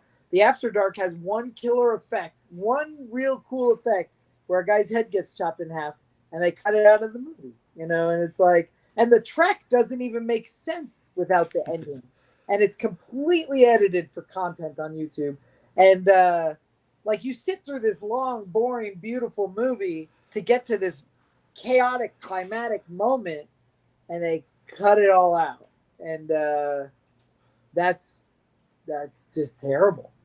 Yeah, it really is. Walks off into the sunset, and it's like, wait a minute.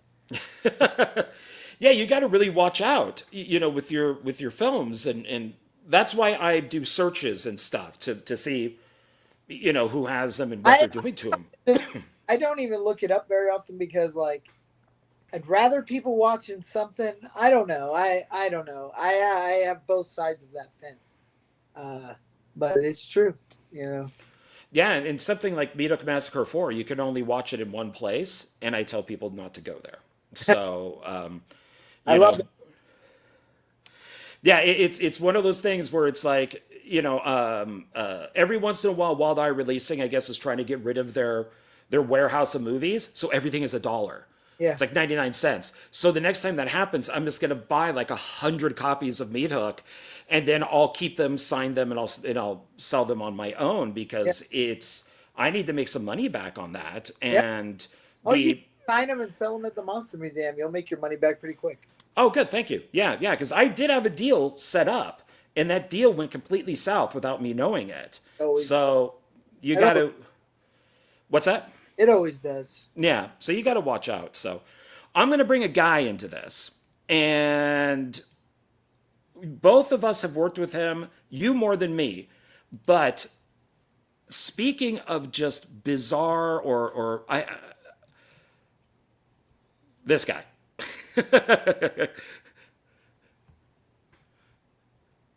Who am I looking at? That's James Oh, James Balsam. James Balsamo. Oh, Yes, I always say his name wrong. James Balsamo. sorry. So, The image is very small. Yes. oh yeah, I'm sorry. I tried to find a good-looking one of him that was, but that's the best I could find. So it's, but I've worked with him on a couple things when he was filming with you up at the museum, which was nice. And of course, we know each other through Facebook and the internet. But you've worked with him a bunch of times. Oh yeah, I love James, man. I'm a huge fan of James Balsamo. Yeah, his stuff is weird. Yeah, His stuff is it's really weird, but weird, it's like, but God, good weird. he's a genius in my mind. Like he is somebody that cannot be stopped, and he just keeps creating. He's got so much to say, and uh, I love his like unorthodox. Uh, you could tell where he was a trauma guy as well, so you can tell that he's pulled a lot from that Lloyd Kaufman world, and but you can also tell that there is a lot of James Balsamo that he has created for his own persona and his own style. So I just love, I love all of his movies. I don't think I've seen a James Balsamo movie that I didn't enjoy, and I love working with the guy because he's nuts, in a good way, and like we all are, and Right. he's the most ambitious, that he will get stuff done. He will blow things up with tanks, and I don't know. I love working with James. Yeah, I like him. He's a good guy, and I enjoyed working with, with him one day on two different films, and then he did ask if I was available because he came out again, and I wasn't. I was working. That's the problem with a lot of stuff is I'm working. Like you have Yeah. your autographs and all that type of stuff going on, these signings, and they're all from 12 to 4. Yep. And I'm like, I work from 12 to 4.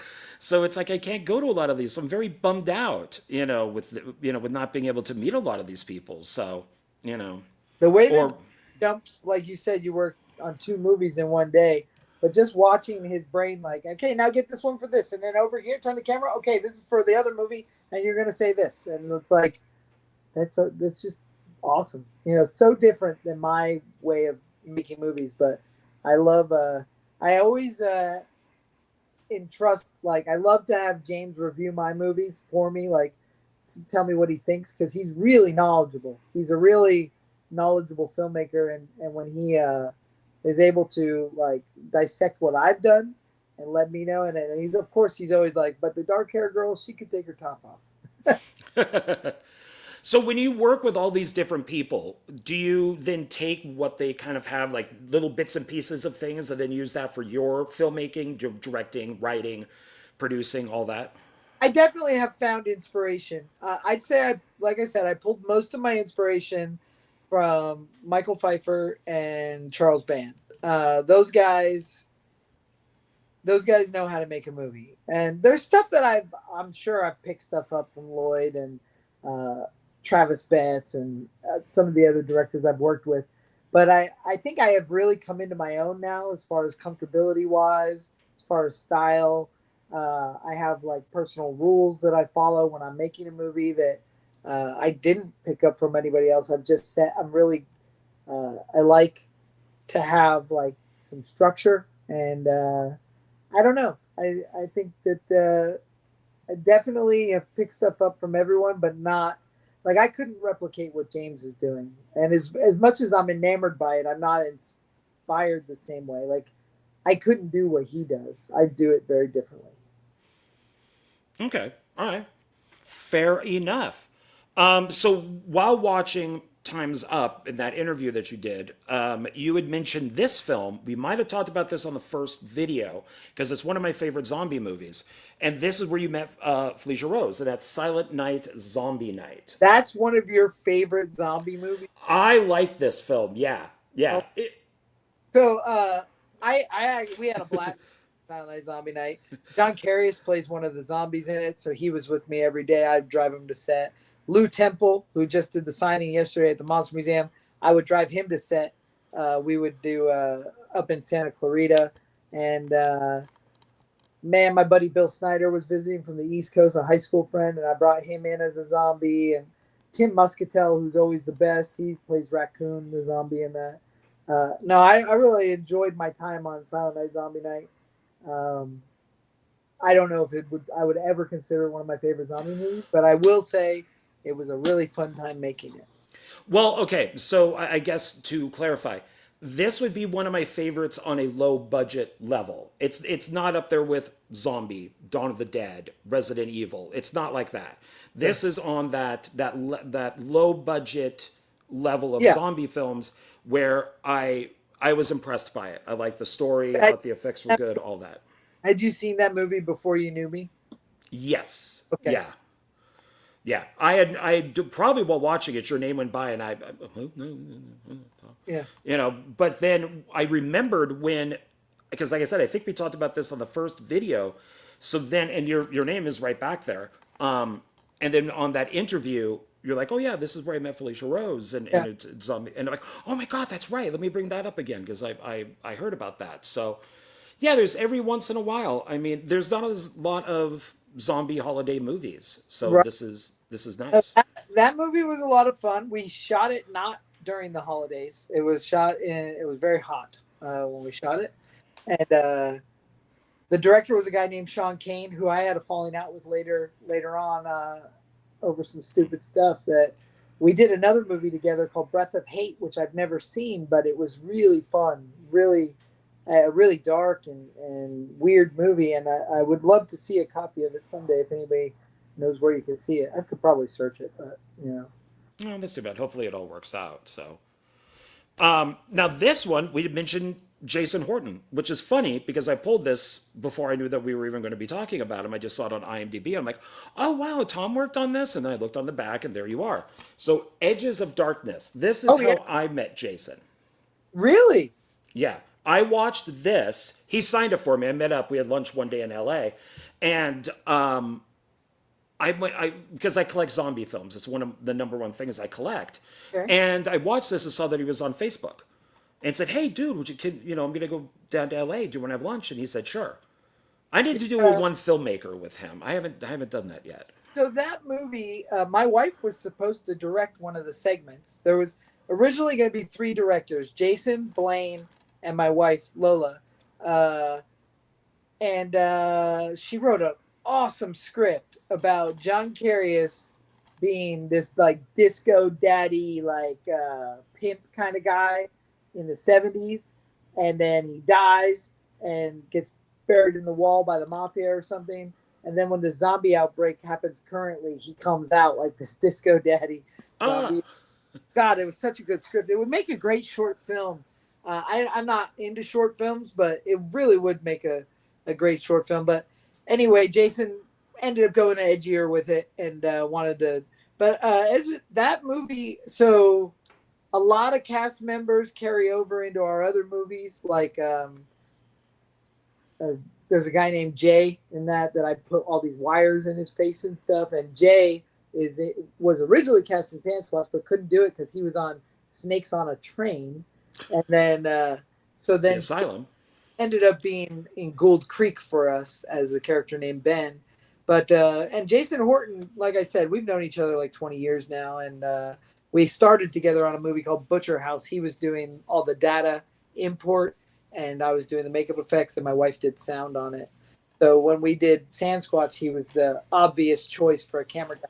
He was just such a cool guy, and but yeah, I've done several Jason Horton movies: Monsters in the Woods, Edge of the Yeah, Darkness. that's a good one. Um, Monsters in the Woods is really good. I the like that one. lead girl in Edge of Darkness was really good. I remember her just being like she was green, but she looked like Laura Croft kinda, and she was really talented as far as an actress.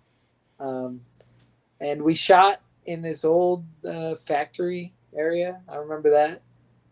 Yeah, that was a fun time.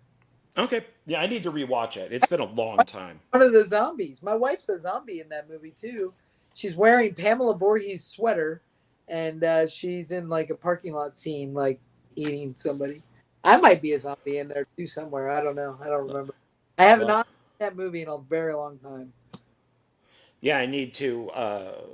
Yeah, it's Anchor Bay, so I'm surprised there aren't really any special features on here. At least there's none listed. So, It was sold to Anchor Bay after the fact. It was not produced by Anchor Bay.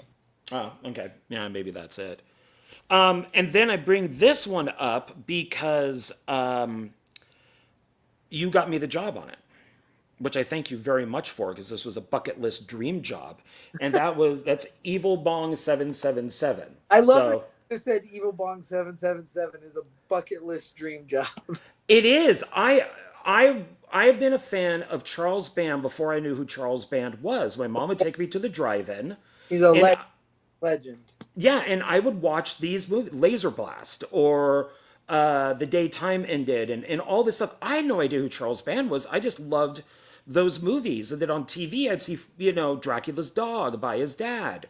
And I Yeah. had no idea. And then as he got bigger and then started with Empire, all of a sudden, with my buddy Cliff Macmillan, who was with Scream Factory and he's now with Arrow, he was my manager and I was an usher. We would play all the Empire movies. And then it just kind of build, and now through Scream Factory he's released a lot of those. And so it was, I met Charles Band once and I pitched him Creepazoids 2. Oh, that's awesome. Yeah, and he goes, I like your idea, but I don't own the rights. And I'm like, oh crap. Do you know Eric Spudik? Yes. Okay, okay. He's a very good friend of mine, but I was gonna say you guys need to know each other. We do, but not like we've come across each other and stuff, but it's not like buddy buddy type He's of stuff. he's incredible. But Yeah, yeah, but there are people like him out there who I would like to know better. So, and this was really great because I got to be a PA. I worked with the camera crew on this, and it's basically it's like this is awesome. It's all shot mostly shot in Vegas, yeah. and I thought it was funny as I was watching Charles Band one day, and he was just sitting in the director's chair in the corner, and he's just eating red vines. Oh yeah, yeah, And I was told, don't bug him. If he's like that, that means he's thinking. yeah. And so he was just eating red vines, and I'll never get that image out of my head of just far away, just this director's chair with him in it. And there's just a box of red vines. One time we were on a set. I don't know what it might have been a Puppet Master movie. I don't remember. My dad was there. It might have been an Evil Bong movie. And my dad just walked up and took a red vine out of his chair. Oh, Dad, you cannot touch his freaking red vines. And he goes, he told me I could have as many as I want. that's Roger. It's funny because my dad doesn't even like red vines. He's a Twizzlers guy. Oh, okay. So just doing it because he could do it. I think so. He's flexing.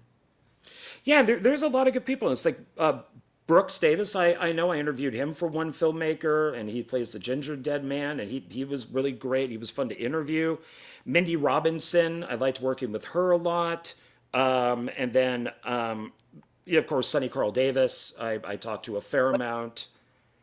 I mean, Robin Sidney, Jessica Morris. I worked on with Art of the Dead, the Hall Brothers film. Very cool. Yeah, which was one of the best experiences I've ever had, and I will not ever say anything different. So, yeah, this was really fun. So, thank you for letting me be involved. Of course. And then just another one that's from Full Moon. That would be now Puppet Master, Access Termination. What do you think of this? I love that movie. Okay. Yeah, I was a big part of that movie. It was a big part of my childhood dream to be in charge and make puppets for Puppet Master movies. And I got to bring some of my best friends on that set, and it was so much fun. I got a bunch of autographs on it. So I think when I was on set, I just had like on the last day, people sign stuff for me. So Yeah. yeah, it's an interesting film, and that's why I wanted to show it to you because it says it's the conclusion to the Access trilogy. But it's really not, because then we made Blade the Iron Cross, which is a direct sequel to that movie. Oops. And it's all but together, Puppet Master Access Termination and Blade the Iron Cross together is like a really solid storyline. I love it. Yeah, I really like the Puppet Master films. I like how even somebody put out there the order that you should watch them in, like Yeah. chronological order.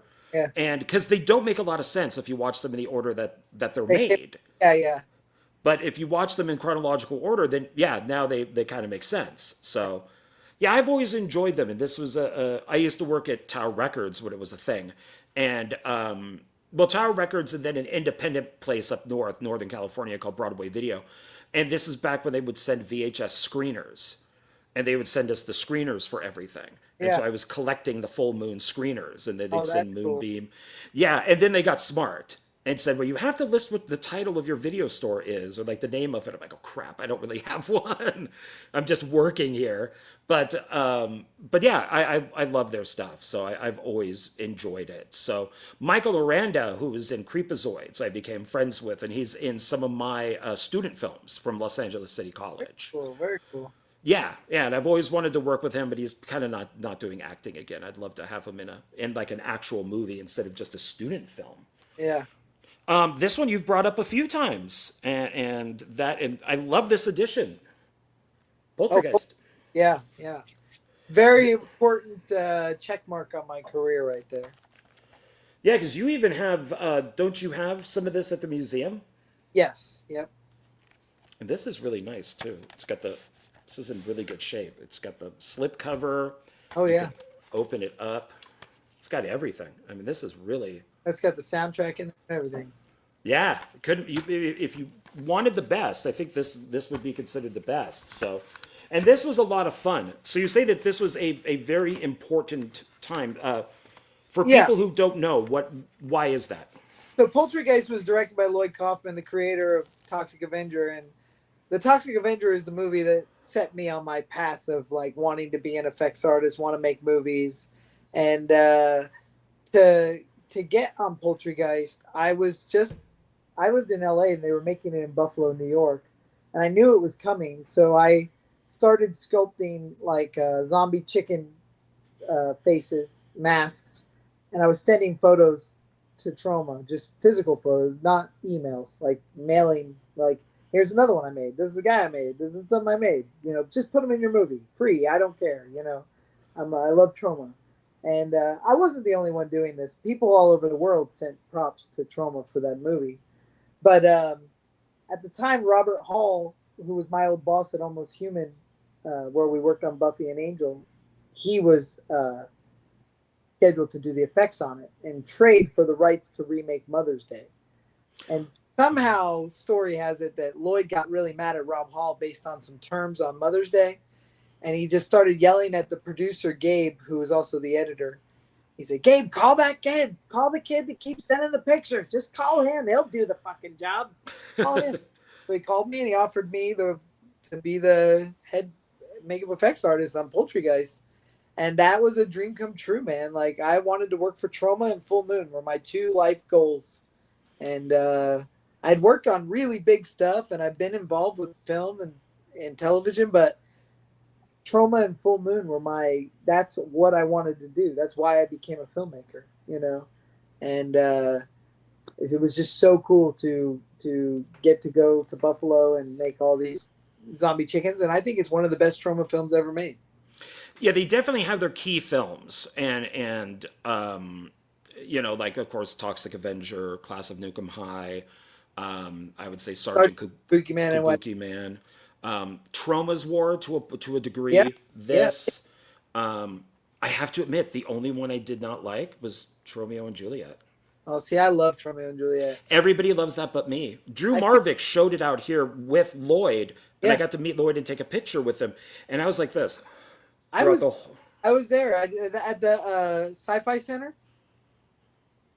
No, this one was at like a regular theater, like Oh, okay, yeah, I forget exactly. I think it's more of like an art house theater, okay, but yes, I know. Yeah, at Sci-Fi Center, they had like 2 nights yeah. that they were doing trauma films. But I love Romeo and Juliet, and I love Terra Firma. Oh, that's like I think Lloyd Kaufman should sue Woody Allen.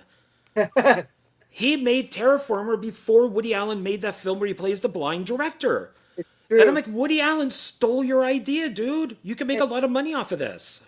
I always looked at Ginger Dead Man 2 as the full moon Terra Firma because it really is like that inside look at what full moon is like. And Terra Firma is very much the inside look of what Trauma's like. So I don't know. I love Trauma and I always wanted to be a part of it, and having Poltergeist on my resume is awesome. I mean, it was a great time. It was crazy time, and the people I met on that movie, uh, Caleb Emerson, John Carius. Um, there's so many people that Doug Markinson Jr., Richard Taylor, Zach Bynes. These guys are like friends for life. They're we don't see each other all the time, but if we do, we're part of the same fraternity. Yeah, and see that's why I say like working with Charles Band was bucket list. Working with you is bucket list. I have my bucket list people I would love to work with out here in Vegas. And some of them I have gotten to work with, Drew Marvick, Joe Lujan. I mean, there's all these different people. And so it's great when you're able to do that, which is why you can't be a dick. And Yep. because that gets around. Don't be. And yeah, and do shit for free. It doesn't matter, you know, because then people will do stuff for you. I work with Joe Lujan. Joe Lujan works for me. I Yeah. do something with Drew Marvick. Drew Marvick do something. It's that whole type of thing. You work with you even on like AXEMAS and stuff. Is we've called you, Tom. How would you do this effect? You're And not going. Well, that's not, going to be $10 an hour. yeah, I say not for free. Yeah, not for free. Click. So it's just not being a jerk. That's Yeah. really what it is. So, well, now this is kind of a double whammy, but one is not a whammy for you. Both, it's two whammies for me, but one whammy for you in a way. So this is the Asylum.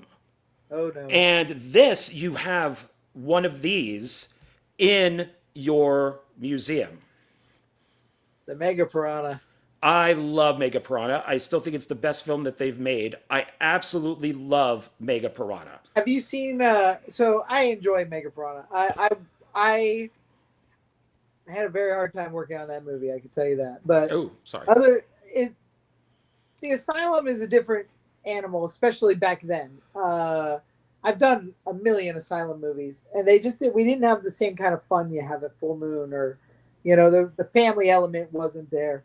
We all do have a bond because we survived it, but it wasn't particularly fun.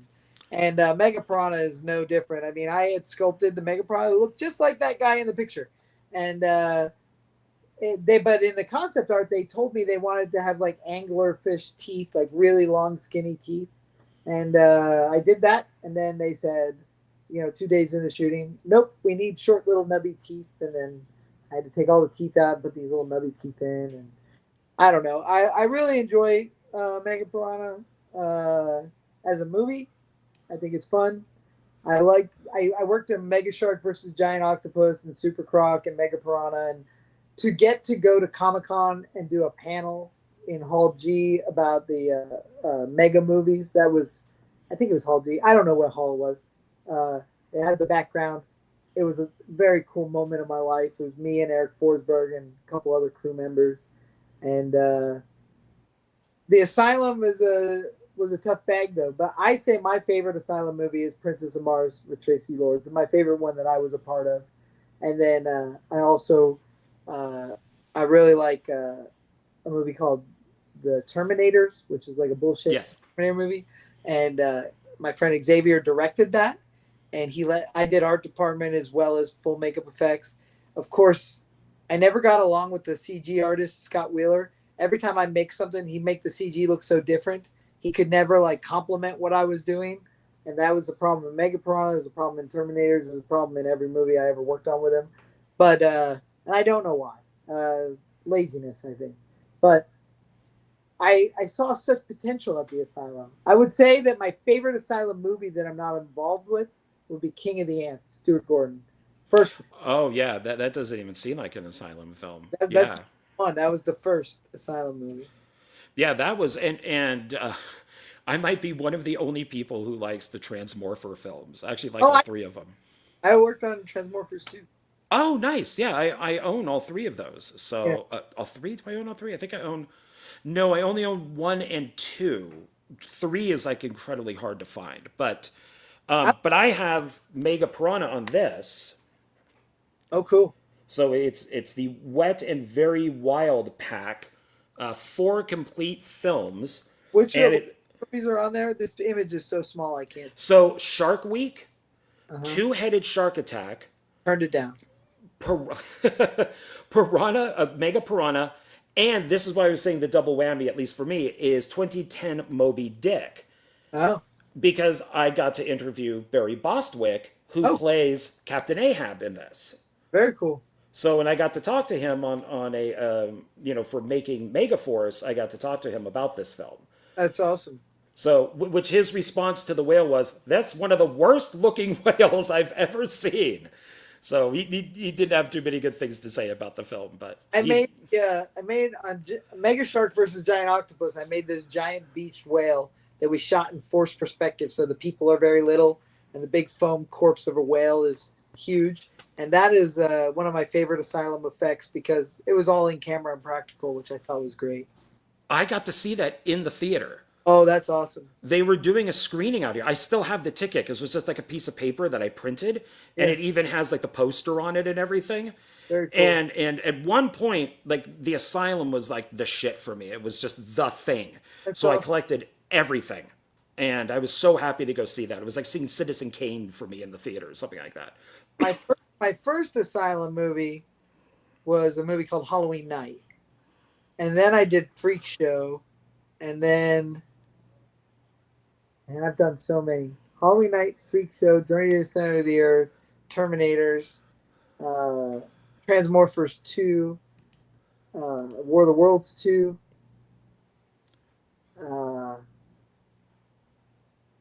Yeah, I know there's Aliens in LA or something. I don't know. There's so many of them. Yeah, yeah, they were pumping them out for a while. So Yeah, the Hollywood video days were great because I could just go in and be like, I worked on that, I worked on that, I worked on that.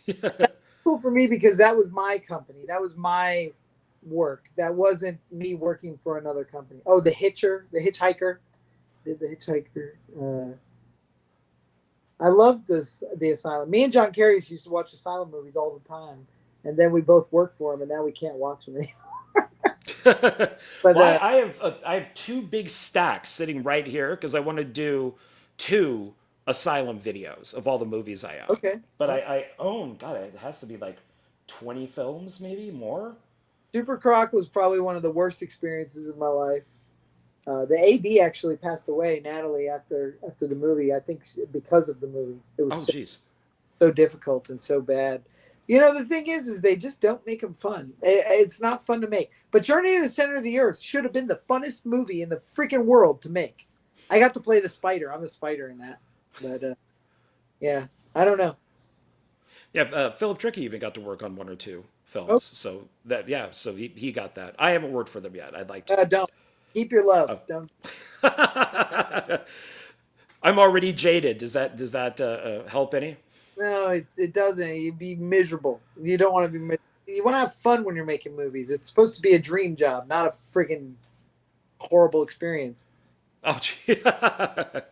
Well, so this we did mention the Mahals, so I want to bring this up because sadly, Michael Mahal passed away, and a lot of us worked with the Mahals and Sonny and stuff, and I do own most of their movies. I don't own all of them. This is an interesting one because I found it at probably like Zia Records or maybe somewhere in LA, and that's Bermuda Island, and I saw Oh, that. full copy of Bermuda Island. That's awesome. Yeah, it's. I think it's one that they gave people, right? Like as a perk. So, but I love that movie. I had so much fun with that movie. That was my first Mahal movie, and Yeah. we shot in a little island off of Puerto Rico called Vieques, and it was incredible, man. It was like paradise. It was. I felt like we were in Jurassic Park, and there's wild horses running around all the time, and I incorporated that into the monsters. I had them have like horse pelts all over them, and uh, we just had so much fun on that movie, man. It really was like paradise because our monsters didn't work until nighttime. So me and Chris and Waleed would be in the ocean. We'd be four wheeling. I mean, we just had so much fun, and then eat dinner, and then go to work and work all night, and then, it was so much fun.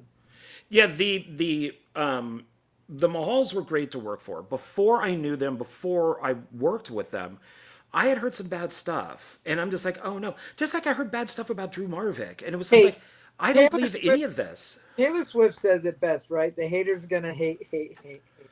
Yeah, and it was like, The up until today, people will say negative things about the Mahals, but the Mahals gave an experience to people that didn't have the means to otherwise. Like those actors that paid for roles got to go to Puerto Rico and perform with real actors and real camera crew and real effects guys that worked on all their favorite movies. So when they come in the makeup room, we get to tell them stories. I mean, it was like these actors, and some of them became really great actors. And I followed. We've kept on the same movies for several films. They've become family, man. I'll tell you, the Mahals have always treated me right. They pay me on time. They pay me the right amount of money. They don't beat me up. I have never made as much financial gain from an asylum movie that I do from the Mahals without any of the bureaucracy or bullshit.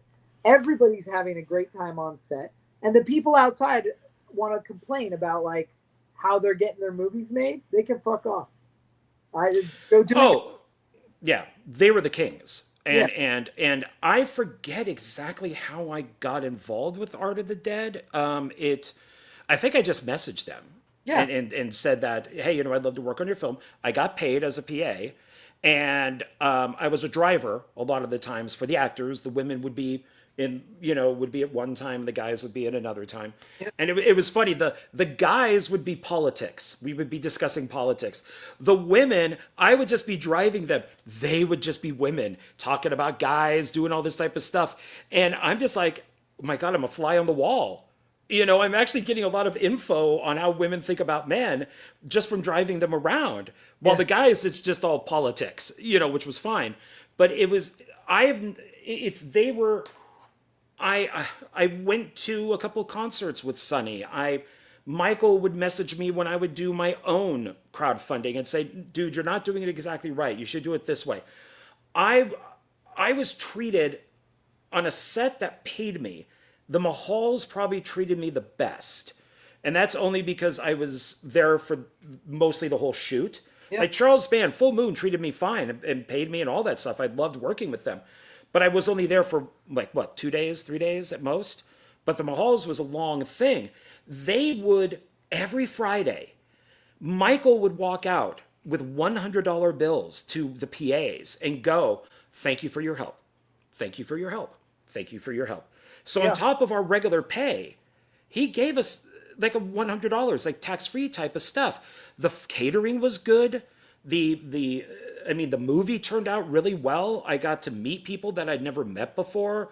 Tara Banks, Robert Donovan. I mean, I met a bunch of people. I got to work with Rolf Kalinsky. I mean, it's like who. What's funny is I went up and introduced myself to him, and he goes, "Oh no, I know who you are." It's Yeah. another one of those things. Rolf's another one of those guys.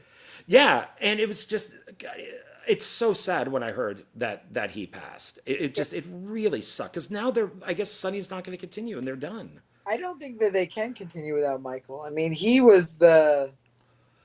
I'm not that he was the brains. Like Sonny definitely picked the scripts. Sonny picked the talent. Sonny was a big fan of the films, but Michael was producing, like actively, like dealing with contracts, dealing with money, dealing with me, and they needed they're codependent. They needed each other, and without Michael, I can't imagine a Mahal movie going as similar. The thing is with Apex Predators Club, uh, Jason Horton is honing the ship or heading the ship with Michael Sue, and of course Sonny's going to be there to produce. But the thing is, Jason Horton knows how to make a movie without anybody, so they're going to pull it all together. And Michael Sue is totally capable without anybody. Oh So yeah. I think I don't want to say that it's the best scenario, but I think it's a good one to go out on. It's going to be a great film. I have all the faith in those guys. But also, as far as, like I said, those guys have always treated me right. They gave an experience to people that would never have received that experience otherwise. It's not chaotic. It was so much fun. I did Bermuda Island with them in Puerto Rico. I did Devil's Night with them in Texas at a castle in the middle of the woods. I did Alien Storm here in Las Vegas in the underground house and up in a mansion. and then we did Bikers versus Werewolves at Nelson's Landing, and I've never had. I enjoyed working with those guys as much as I enjoy an independent film with my friends. You know. Yeah, and I forget. I think it was Sonny who gave me a great compliment when I wasn't even there.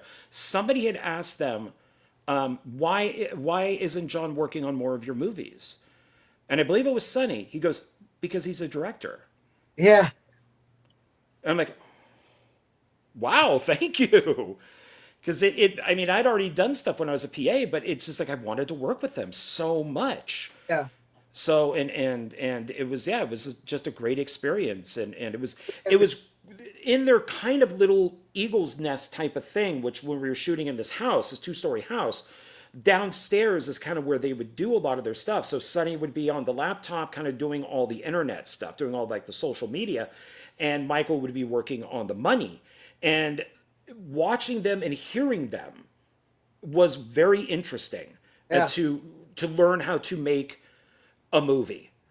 And it's something that I would never pass up. I mean, it was I'm so glad that I was able to work with them, because you on a smaller level, you have like the Polonia brothers, and of course Mark's brother passed, his twin. Do you move on? Do you not? You then have something bigger, like let's just say Fast and the Furious, and Paul Walker dies. Do you then continue or not? How do you pull this together? So you can Right. make a multi-million-dollar movie, or something that's only like a few $1,000s, and Yeah. you have to deal with some sort of tragedy. And do we continue or do we not? So Well, I wish that they would, but I understand. yeah. I just don't think it would be the same experience. Yeah, probably not. Yeah, something would be missing. Yeah. Yeah, so But I definitely cherish those. And the projects I got to do with them, all of them were big ass creature suits, like everything I ever wanted to do. You know. yeah, yeah. So all right, I got two more, and then I'll let you go. So let's we'll move on to something a little more happy, and that would be this right here, Alien Planet. Alien Planet. I That's a Alan Maxon movie. Yes. I've worked with Alan quite a bit as a creature performer, puppeteer, motion guy, and he just asked if I would make some stuff for that. I made a puppet for it, little cat puppet, Gyri, and then I made like a big rock man, like a big cave monster dweller type creature, and something else. Made something else. Can't remember what. Some hands. It's Something. I can't remember what the hands were. But Yeah, it's a fun film, and I've interviewed Alan, and it was actually for this film, and we've talked off and on. I would love to work with him, and he's a really good guy, yeah. and I highly recommend this film. He did a Christmas movie Oh that yeah. was, Christmas with Cookie. yes, with which that was the first time I've interviewed him twice, and that was the first one. And I ended up taking pictures off my TV screen, because in putting them up and saying this is what happens. And the movie was so insane, and I've heard people go, that movie is awful, and it's like, it's Christmas with Cookie. I Yeah. mean, it's that's all I could say. I'm not going to say if it's good or bad. It's Christmas with, and I loved it because it's so bizarre. Yeah. It's I like Christmas with Cookie. In some ways more than Alien Planet, but I know Alan really cares for the sleekness of Alien Planet more than Christmas with Cookie. But I like the raw approach a little bit. But Alien Planet's great. I mean, it's got that Enemy Mine kind of feel, and I don't know. It's a good, good flick. Yeah, yeah. So it's definitely worth watching. Uh, I love independent sci-fi movies. Like, Yeah, no, I definitely agree. So there's this one. Actually, I have two more if you don't mind, but they're short. yeah, This one is you did not work on, but your guys did. And that'd be Wild Game. That's Philip Tricky's film. okay. I have not seen it, so I don't know. It has not come out yet. It is being edited right now. And Waleed worked on it, and a couple other people did too. Chris Arredondo was on it too, I think. Yeah, so you I think you were working on something, and so you said, "Hey, why don't you, hire a couple of my guys?" Yeah. And they went out and worked on this, and so it's being edited right now, and so hopefully it will come out soon. But I also just wanted to give, some of your team there a plug Yeah. that, if you're not available, other people are, so they could contact you. More And you often the case anymore. Like when somebody comes to me to work on a movie, they're usually getting Waleed and Chris. That's just kind of how it goes. And I make that very apparent at the beginning. I'm real busy, and I got a family, and I really have been there and done that. And as far as effects go, I'm not quit. I haven't retired. I just have redirected. You know. Okay. Yeah, I see that Tommy Vegas is in this. She was in AXEMAS too. So, yeah, that's nice. So, what I have is this. These I saw and I thought that they were kind of funny. This here, Oh yeah, Sand Sharks. Great. Sand Sharks, where it just says like motorcyclist or like motorcyclist 2 uncredited. And I'm like, Tom likes his motorcycles, so let me bring this up. Have you seen the movie? A long time ago, but The yeah. opening credit scene is two dirt bike riders riding through the sand dunes, and then the one guy gets eaten by a sand shark, and then myself uh, gets eaten and dragged away by a sand shark. But I play Tim, the dirt bike rider from the opening sequence, which is like a 7 minute long. Like we shot for a day and a half of dirt bike debauchery. It was amazing. But I also handled all the makeup effects on the movie. Nice. I like Sand Shark. I think I like the idea of it going in the sand. I've seen the, And it was the fin. produced by Roger Corman, so that's how I got my Corman film in there. You know, Oh, see, I don't own it. Now I need to own it because I have a whole Corman collection right back here. yeah, it So, was directed by Mark, Mark, same director as Princess of Mars at the Asylum. Uh, Mark's a great guy. Also loves motorcycles. This was the first time I ever saw a GoPro in my life. We hooked GoPros to our handlebars, and then the other dirt bike rider was a guy that didn't know how to start his bike, and I always had to start it for him. That was pretty cool. that's funny. There isn't actually, I'm looking up Sand Sharks to get the director's name, and there was actually a Sand Shark. It's a real thing. Mark Atkins. That's it. Mark Atkins, yeah. Amazing director, amazing DP. He has shot a lot of the Asylum movies I worked on. But the other cool thing about Sand Sharks is, so we shot at the Oceano Dunes up near Pismo Beach, which is actually where I grew up.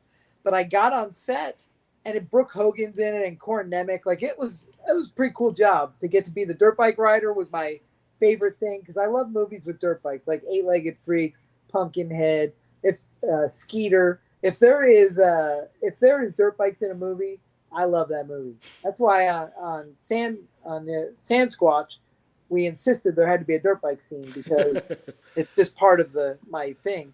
But to be the dirt bike rider was super cool. But one of the extras that stole the whole movie was my friend Leroy Patterson, who I know from Full Moon, and he got cast by Central Casting as an extra. He ends up, you'll see him in both my movie Laughter Face, and he plays Clubber in The After Dark. He plays the door guy, Clubber. But he is just awesome in Sand Sharks. I'm gonna have to rewatch it because I think I've only seen it on streaming. I Oh, don't know. great. I love it.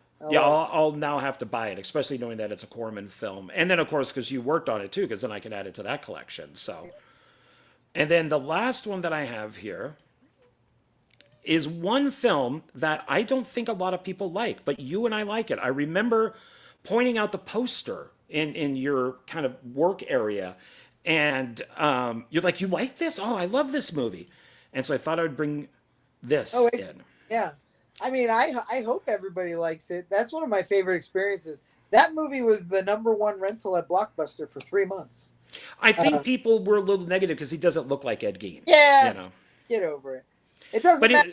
We have Silver Surfer's a lady. Like you can be whoever you want to be. But Ed Gein is another like monumental moment in my career because that was a Mike Pfeiffer film. I had already done The Butcher, The Grim Reaper, and Are You Scared for Mike Pfeiffer, and then we did Ed Gein, The Butcher of Plainsfield. And so that was my fourth Pfeiffer film, and he brought in Kane Hodder as Ed Gein, and that blossomed a friendship and a relationship between me and Kane that to this day I talked to him 2 days ago. You know, we are so close, and we've done so much together over the years, all starting because of this movie. You know, and Michael Berryman. I worked with Michael Berryman on this. That was my second film with Michael, um, and Love Michael Behrman. it was such a great. Priscilla Barnes was in there, the topless fortune teller from Mallrats. Um, it was such a great experience. Ed Gein, the Butcher of Plainsfield, and Mike Pfeiffer, like I said, is one of those directors that I have pulled so much inspiration from, and that's, I mean, I run my set as tight as I do because I worked for him for so long. Yeah, I really enjoyed this film, even though he doesn't look like Ed Gein in the slightest. It Oh doesn't yeah, matter to me. It's Kane Hodder. yeah. So it's I really enjoyed it. It So was also directly after. This was before Hatchet came out, so this is right after King got replaced on Freddy vs. Jason, and he ugh. didn't know where his life was going. And he took this role out of makeup where he got to be emotional and got to, I mean, it was a very important role for him. He talks about it in his book.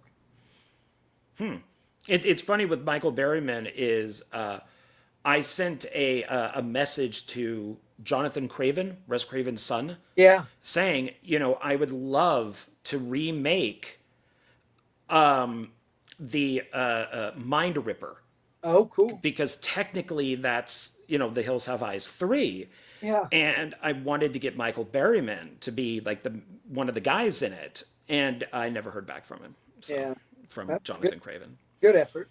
Yeah, yeah, I thought it'd be kind of cool. So, but okay, so we have come to the end. I do appreciate it, and whatever you would like to talk about, because I have an end of the I have another little card here for you to end on with. So, So if, you know, if anybody comes out to there you Las go. Vegas or already lives in Las Vegas and you can uh, find some time, come out to Boulder City and visit Tom Devlin's Monster Museum and the Outpost 51 Alien Museum. And if you're here anytime around October, I'd love to have you at the Fright Zone. We have two haunted houses, Clown Town and the Blackwell Manor. So we have a cool amount of stuff going on in October. And then we, in December, I think I'm going to bring back Blackwell Manor as a Krampus house. Oh, So sweet. another haunted house over the holidays. So in Boulder City, are you one of those guys now? You're like you're part of that community, like that you would be We listed in the things that people can go see. Yeah, I mean, we're on all the top 10 lists of things to do off the strip and in Boulder City. We won Boulder City's best business of the year this year, Oh, 2025. congratulations. And we've gotten the silver medal of best in Vegas several times, but in Boulder City we're pretty shoehorned into the culture here, and it happened quick. Like I'd say by our third year, we were talked about regularly. I mean, even last night, I went into a bar that I had not been to here. They were doing like a musical thing, and people were like, "Oh, are you the guy? You're the guy," you know? And I'm like, The guy. "Bank last week," and the lady's like, "Are you Tom from the museum?" And I was like, "I am." Like, you never come in. I was like, "No, I don't do banks much," but uh, you know, it's kind of funny to be a big fish in a small pond. But I love it. The support of this town is amazing. Like I said, we get away with murder making our movies, literally, and we get to run this awesome business, the Monster Museum, and it's flourishing. People love. It's such a walk down memory lane or an exposure to stuff people might not have heard of, but you know, it's a lot of fun. Yeah, so you know you walk into a grocery store and you're like, yeah, I'm Tom Devlin. Oh, yeah, I you try know. not, but have my name on my shirt so they can recognize it. You know. You know, it's. I'll say this and then I'll let you go. When Huey Lewis was nothing, I remember working at a movie theater, and this is up in Marin County, and he'd have the Huey Lewis jacket, the Huey Lewis hat, like he wanted everybody to know about Huey Lewis in the news, If and then. you're not gonna represent yourself, you can't expect anybody else to, right? Oh no! But then once he became Huey Lewis in the news, that stuff was all gone. Then it became the sunglasses and the I because then everybody knew him. I agree with that. Well, what I love is So you mentioned that I like motorcycles before, but it's like my alter ego, man. Like if I ever want to do, I'll just put a Fox shirt on and a pair of Dickies, and I go to Supercross, and nobody knows who I am, and it's awesome, you know. And I enjoy that, you know. I love going incognito. I live in a different world now, where like horror conventions are my job, and when I go there, I know everybody, and it's cool, but it's also like I don't get to be a fan much. One time, I was at Days of the Dead Atlanta, and they were having a Power Ranger convention in the same town in Atlanta. So I snuck out of the convention and went to the Power Ranger show. And I called my wife, and I was like, "This is the most incredible moment right now because I'm at a convention, and no one knows who I am. Like I am just a fan, and I love Power Rangers. So it was a that's it's a cool thing to go incognito. But pretty much I always wear a shirt or a hat with my name on it, and that's part of my job in my eyes. Yeah. Well, I worked on Power Rangers. Which I think the original show, the because remember I when mean, you just you said had me do just said the go ahead. you just said I think. Oh, I think well, no, I don't know. I think it was the first one, the one with Pink Ranger, the one that Yeah. everybody likes, because I worked for a company called Stargate Films, and we were in Burbank, and I would drive back and forth from the set.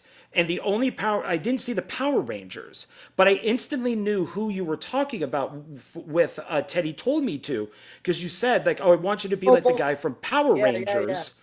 And I saw him and his friend, like the partner guy to him, his sidekick, sitting in director's chairs. Oh, that's And great. so I couldn't really hang out on the set because I was going back and forth. But somewhere in there, I don't know, maybe my name is on something. I don't know. But yeah, I That's mean, I could say that I worked on an episode or two, I guess. that's amazing. I love Power Rangers.